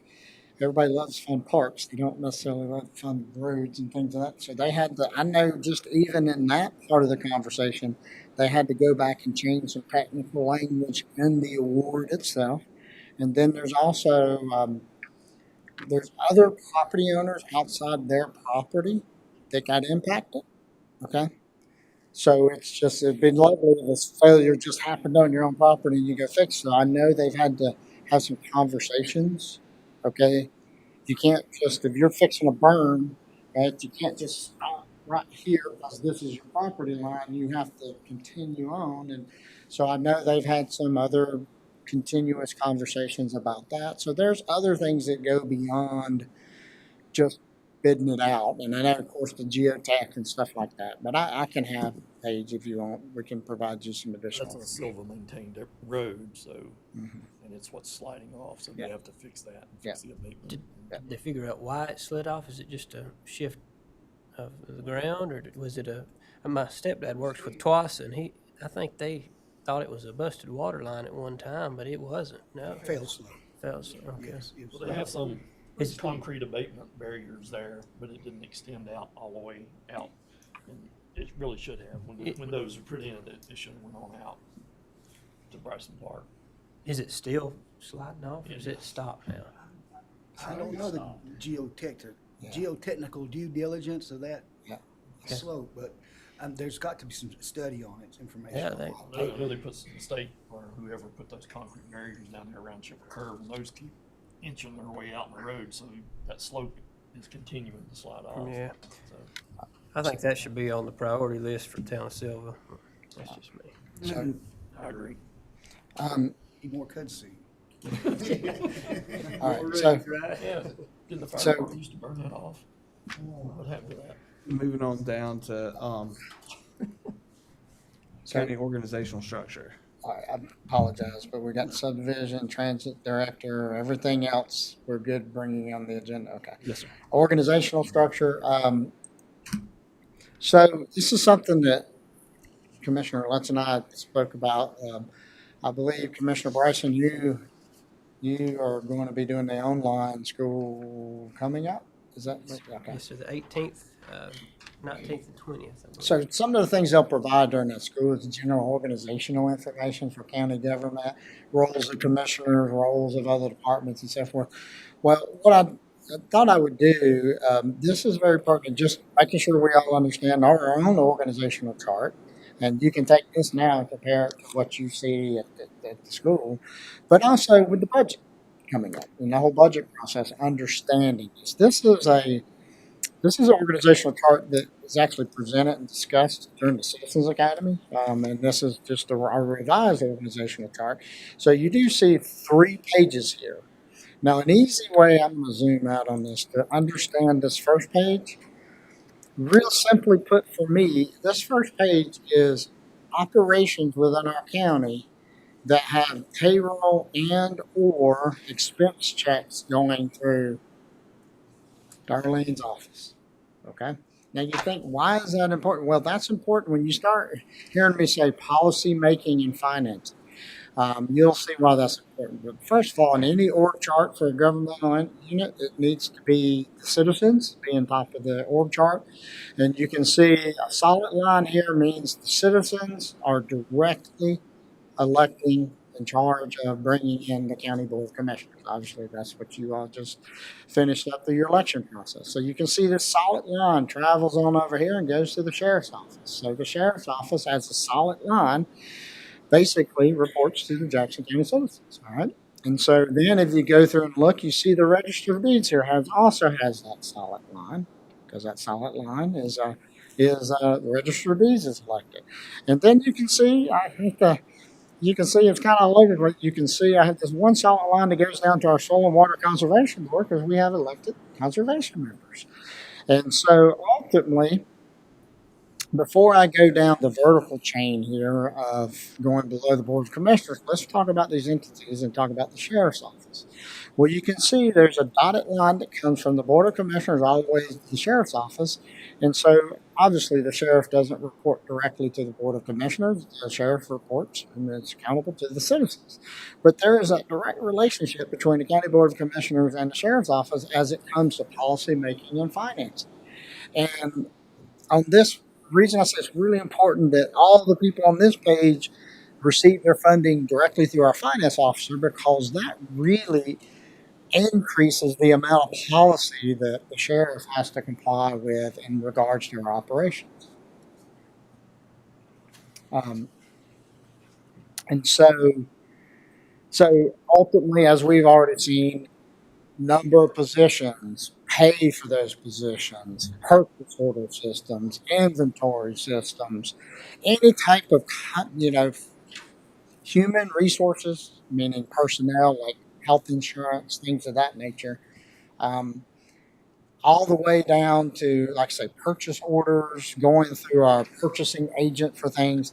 The Sheriff's Office does have to comply with all of our internal policies, as do TDA. Here is a little bit different hybrid. Obviously, they have some of their own policies, but they still go through our finance officer, but they're a different legal entity. County Board of Elections, again, similar thing. Again, you all, the County Board of Elections doesn't report directly to the commissioners. They need to be an autonomous entity from the people who are elected, but they do rely on the county for funding and all their policies. Register of Deeds, Airport Authority, again, it's a little bit different entity, okay, legal authority, but they still go through our finance, so still rely on us for certain financial policies. And then you can see also the DSS board, which ultimately relates to the DSS director and DSS operations, the health department board, the health director and health operations, county extension. Now, county extension doesn't have payroll coming through us. They have expense coming, so they have a line item budget, and then we reimburse the state a percentage of their payroll. So we do actually pay a portion of their payroll. It's just their actual payroll checks don't come out of Darlene's office. You go vertical. When you look at vertical chain, you see county manager, county attorney, clerk to the board, executive assistant.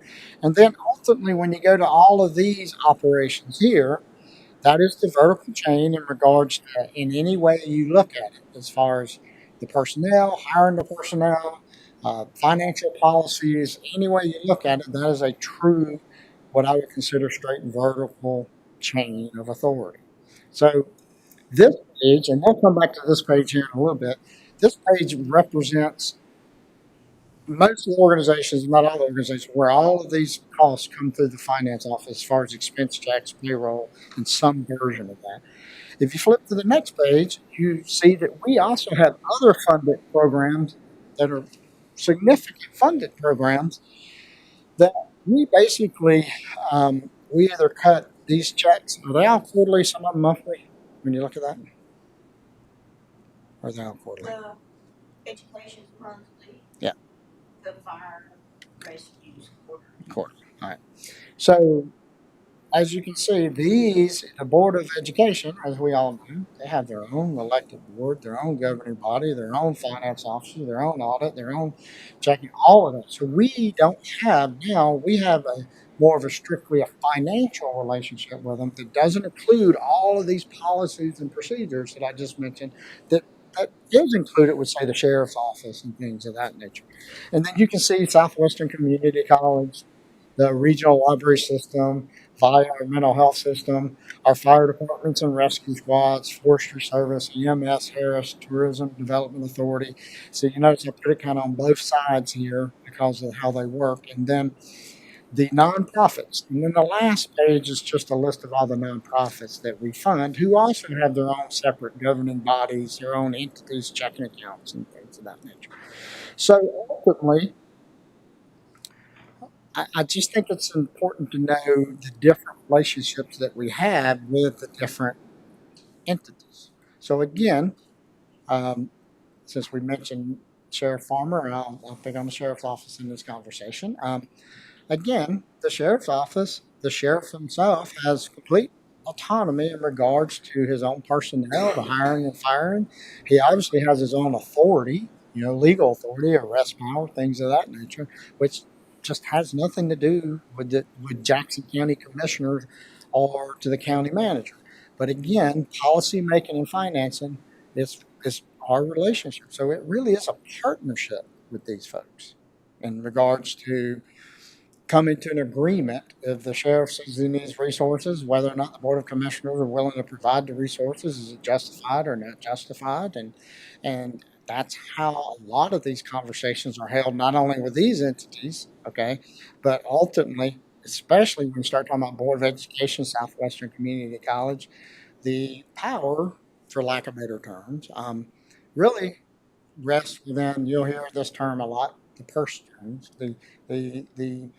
the funding itself. Doesn't mean you're powerless. It doesn't mean that we can't influence. Doesn't mean we can't help set priorities. That's why we're having a joint meeting with the Board of Education. It just means it's more on the funding side versus controlling the day-to-day operations of what happens in Smoky Mountain Elementary School. So, Mr. Chairman, I'll just throw it back to the board for any discussion. Or is there anything that's an outlier in terms of standard with the state with our current setup? I don't know. Does our flow chart of organization follow, say, Swain or Haywood or Macon, or is there something different that they're doing that we're not doing? So this is a previous conversation. So obviously, when you look at these things, okay, let's go to these pages first. There's Southwestern Community College. When you make general statements, there's always an exception to general statements. So please remember that when we're having these general conversations. So Southwestern Community College is a regional system that ultimately all three counties have agreed to participate in. So there is control in regards to participation in this conversation. And obviously you have some control in the sense that you appoint our portion of the trustees there. But ultimately, these are all truly regulated by state regulation as far as how they're formed and how their trustees or their leadership is actually selected. So there's not a lot of leeway of any changes in that type of organization. Same way with all these nonprofits. I mean, they have their own boards. You don't control them in the sense of truly providing oversight. You have a financial partnership with them for programming. If you go back to this, if you compare Sheriff's Office, again, there's not really a lot of change in that organization. TDA, the way the state legislation is, there's only really one way to form a TDA. It has to be a separate board, things of that nature. Yes, sir. You go back, go up when you're there, the other way. Where she showed all the fire health and all that. It says where they're their own entity. H2. Oh, yeah. And, yeah, right there. And they have their own bank accounts. Mm-hmm. Do we have access or availability to how much money they have in their account? We have access to financial records, yes. I mean, we don't have, I don't know if we can get their bank accounts, They but don't have their account where they say, oh, no, you can't see what we have, but we want our No, check for 50 grand or whatever. no, no, we get audits from all of those. yeah. You do. Yeah. Okay. And then So you- FIO submits a quarterly report to the board that lists all of their bank information. And all the nonprofits sign a nonprofit agreement that says that we can access all of that. And that's this page, right? That's that page. And we can access all their spending and everything, is that right? They're supposed to share financial records, yes. Now, they can't, now, they have confidential items too that we're not allowed to see, like Cool. personnel and things of that nature. But as far as that goes, we get audits from them. They're required to get audits. We have the ability. Do you remember how the language is that I think we can ask for certain financial records and things of that nature of the audit? There's some type of language in there, correct? There is. Okay, so it's There's not an audit requirement, but we can. excuse me. If we're funding over 15,000, we ask for an audit. Oh, no. Under that, we don't. Okay. So we can ask for an audit of any of these departments. Over Share nonprofits. not at all, over 15, but all the agreement says they make their financials available to us. So all of them, They're required for 15, over 15. Over 15 Request financials. income under Yeah. 15, right? Yes. Okay. Okay. That. Okay. So going through these, obviously registered deeds, there's no change in that. Generally, the county manager, we're under county manager form of government. So obviously that's not, you got to change your form of government. Same way the county attorney is directly appointed, clerk to the board is directly appointed here. So not really changing that around. So when you look at these extension, that is through a state agreement. We're not going to, there's no changing that organizational structure. Here, this community has been through DSS and through health department has been through this debate and discussion previously.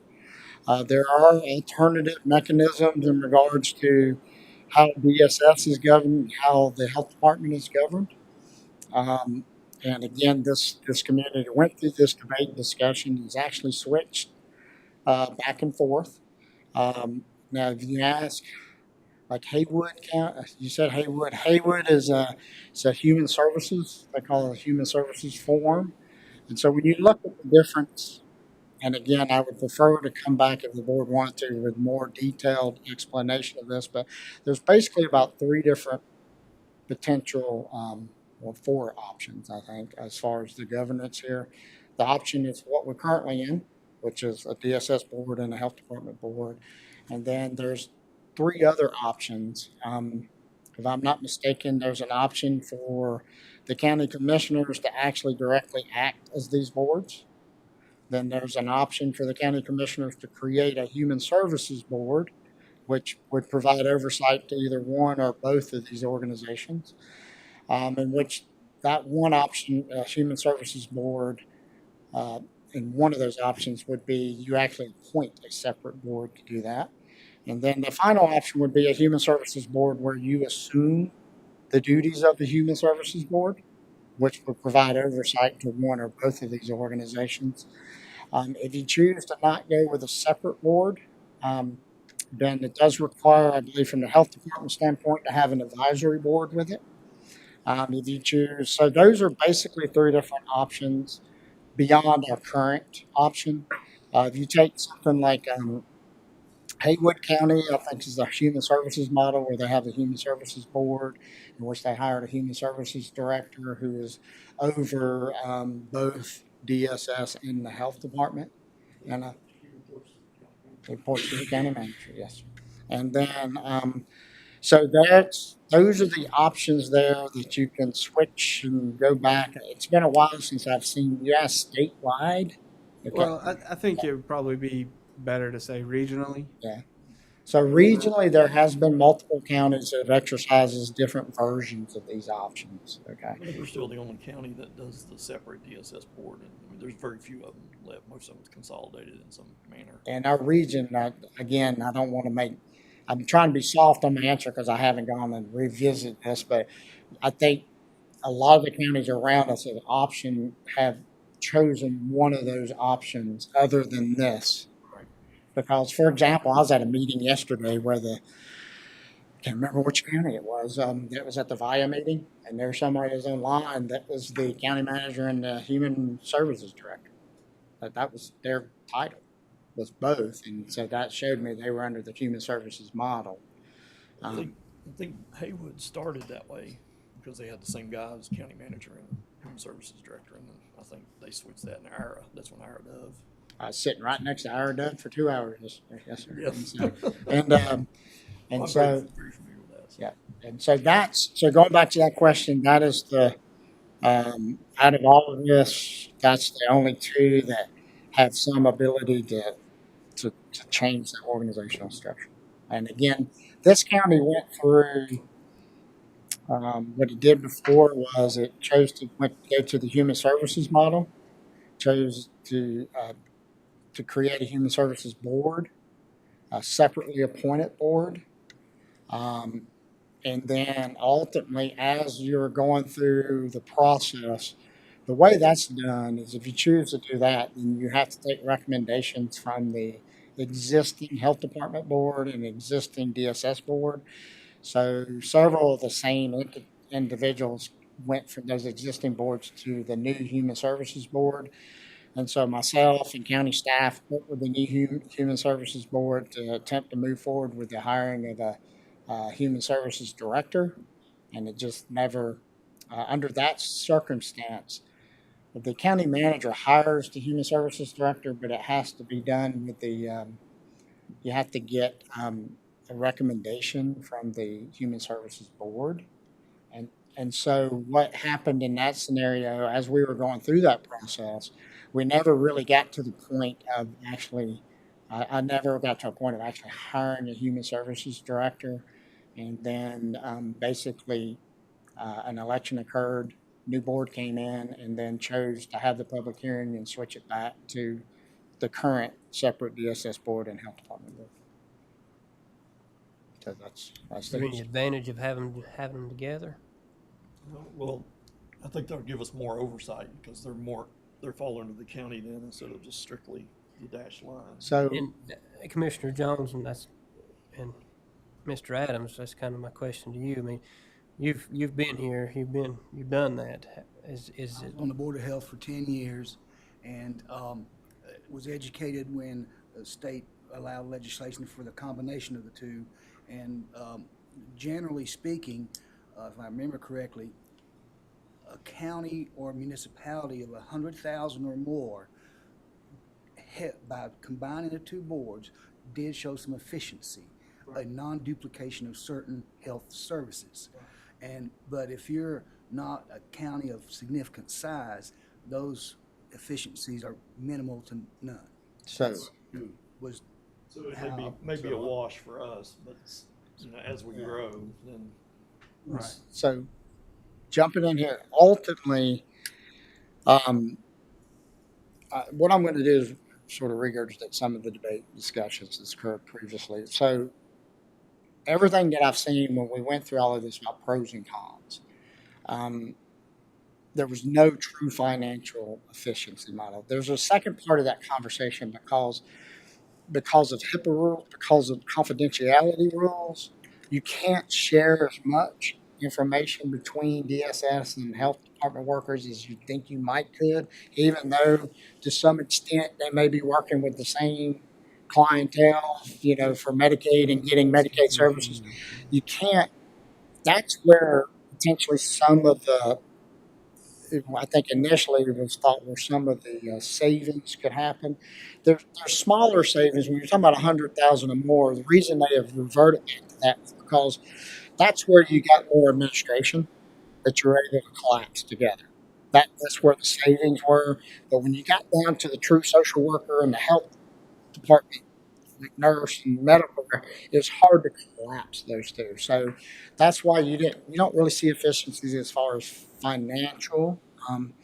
Now, in regards to efficiencies in septic well inspections and permitting and that kind of thing, is that within the health department or is that That's more along the lines of code enforcement. Well, that's the health department. And so what we do have is two separate entities that are over this development process. And so that efficiency and ability to work together is all dependent upon the players at the time. Okay. So right now it's working okay, well together, meaning we do have the one-stop center, and then just so you know how it's structured up front, the people you see up front are actually health department employees. Okay. But, you know, we try to stay away from one stop, but we're trying to consolidate permitting. And they're handling some of the permitting processes that go back towards code enforcement and planning. Okay. Planning is still a little bit separated because it's different. So as long as the health director and or the environmental supervisor, okay, so it's not really the health director that's really involved with on a day-to-day basis. It's the environmental supervisor in the health department and the code enforcement director and the planning director. As long as them and their staff gel, then everything works well. But that's all dependent upon the people, not the organizational structure. So if we did decide to change this, there'd be one director, that's what you said, right, for the DSS and the health department. Is that what I'm understanding? Under one model, there could be that, yes. Yes. And then there would be one board for both of the departments, is that? And that board could be one or two different ways, yes. And it could be us, Mhm. or it could be a board that we appoint? Yes. Okay. Yes, and then so going back to that kind of structure, the success of that is always going to be dependent upon the relationships that's built, because you do have a couple different supervisory roles within that structure there. The other debate and discussion that always occurs between this is in regards to the type of oversight provided to the health director and to the DSS director. Currently, right now, the specific membership on the health department is prescribed. You know, so you got veterinarian and I can't name them all, like an engineer and things of that nature. And so, you know, the engineer was an engineer because you got environmental health and things of that nature. So, I do know in the previous debate that there was criticism, and I'm talking about when the transitioned over. There's criticism on whether or not the appropriate oversight or professional oversight would be provided to would be provided to the health director and or the DSS director. The counter to that can be also that I saw was these departments being when I say the counter to that, the pro to moving forward, because we never did determine there would be like any type of financial savings, but trying to figure out whether or not you'd get that more solid line of direct connection between the citizens to the elected officials to professional oversight. I mean, that's the only thing that I can sit there and tell you as a manager. I'm standing here going, it's that vertical line right there that I can point right there, that if you're trying to get that direct relationship between these operations to the elected officials or this elected board. And so there's an argument, is that more or less responsive to your citizens? You can debate that out. The counter to that I heard from the groups who were opposed was I think I heard this quite, is this politicizing the health of our community? Is it politicizing? You understand what I mean? I'm trying to name off some of the things that I know that we debated and discussed in these prior conversations.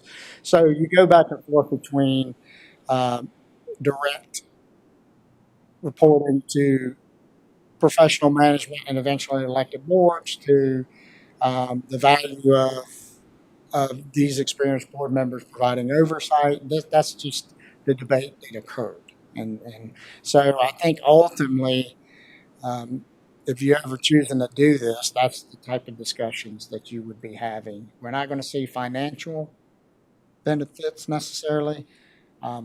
Depending on the people in the operations would dictate whether or not we see any better organizational working together with each other, because that's always, when you got entities that don't actually report to each other, then that's always people oriented, meaning who are you dealing with? And then finally is there some desire to have this directly reportable to eventually the elected board versus that type of oversight? I think being, having them reporting, or at least having the elected officials have oversight to them, is a positive. Right now, I mean, I don't think they have a lot of oversight other than the director. He's pretty autonomous in what he can do in the health department and DSS. So, and I know there's a conversation that has to be had about policies within the county, matching those within the state policy in order to get the state funding. You know, the thing about it is, it should not be political either way, Democrat or Republican. It should be, you know, just What's best for the citizenry? what's best for the citizens in the county. Since we're, I mean, I'm not trying to throw you in, but we're a Republican-controlled board. That don't mean that we should have a Republican health, human services, whatever it is, board. That shouldn't be, and I'll be the first one to say that. I mean, I'm a Republican, but we should not politicize that in any way at all, because just as soon as the board changes, and it's bound to happen, the Board of Commissioners, that board's going to change and be politicized right the other way. So, from that standpoint, I don't think that us as a board, we need to politicize. If we do take that route, we don't need to politicize that board. Appointed on merit. Yes. Right. I can't tell you about, so depending on if you go some of these routes there, you are required. So both of these organizations are under the State Personnel Act at this point. Now, there are options to have that discussion about, do they fall under State Personnel Act or not? But either way, from a health department standpoint, you're limited in that conversation, just so you know. And you do have to have the health director has to have certain qualifications. You have to have, out of all of this, the health director has to have certain qualifications to be a health director. Just because you have a human services director does not mean you do not have a health director. Right. And the health director has certain powers enumerated to them by state statute. That just like I have authority by state statute as a county manager, that is not dictated. It's not necessarily, I have to be careful with this because I report to you, but it's not about whether or not this board chose for them to have the power or not. These are statutory powers, just like your finance officer does. And so you have to have a health director with certain qualifications and so forth. And DSS too, if you stay within the state personnel, then ultimately the reality is that really dictates all the way to like the job descriptions, to the qualifications, the separations and salary, things of that nature. It really does. It doesn't really change anything up there. Meaning, if you stay under the State Personnel Act, they still have to go through the whether it be just all the policies through the State Personnel Act. Now, having said that, they do have to run it. You know, our human resources director provides assistance to these organizations when needed to help them work through these state personnel acts and things like that. So my point is you have to have qualified, and some of it's statutorily qualified people, directors here. You don't eliminate that requirement. Well, I'd like to, if there's a consensus from the board, see staff bring us back those options for exploration at a future meeting. I'm all for that.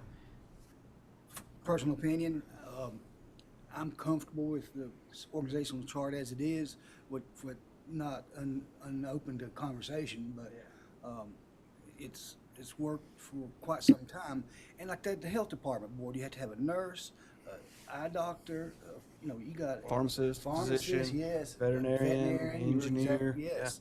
There's So, a you know, lot. There's a lot, and the DSS board has similar. I can't recall, has similar requirements for being appointment. I can't recall more specifically, but in regards to backgrounds, etc., education. I mean, we can have discussion and hearings on that, right?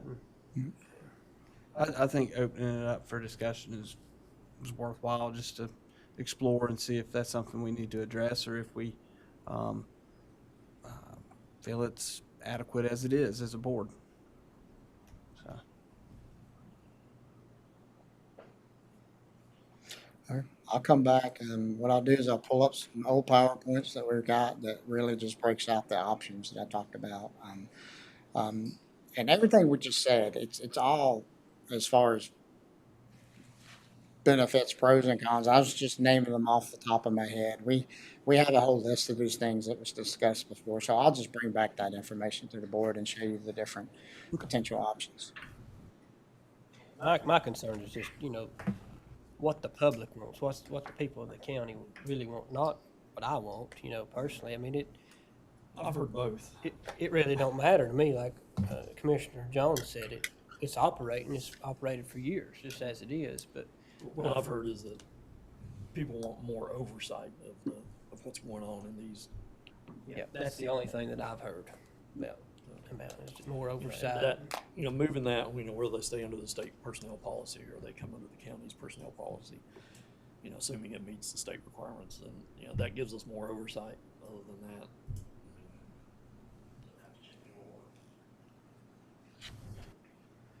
Any additional business at this time?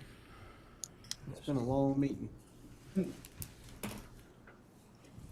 not, sir, do I need to have a motion for adjournment? so moved. Second. Thank you all.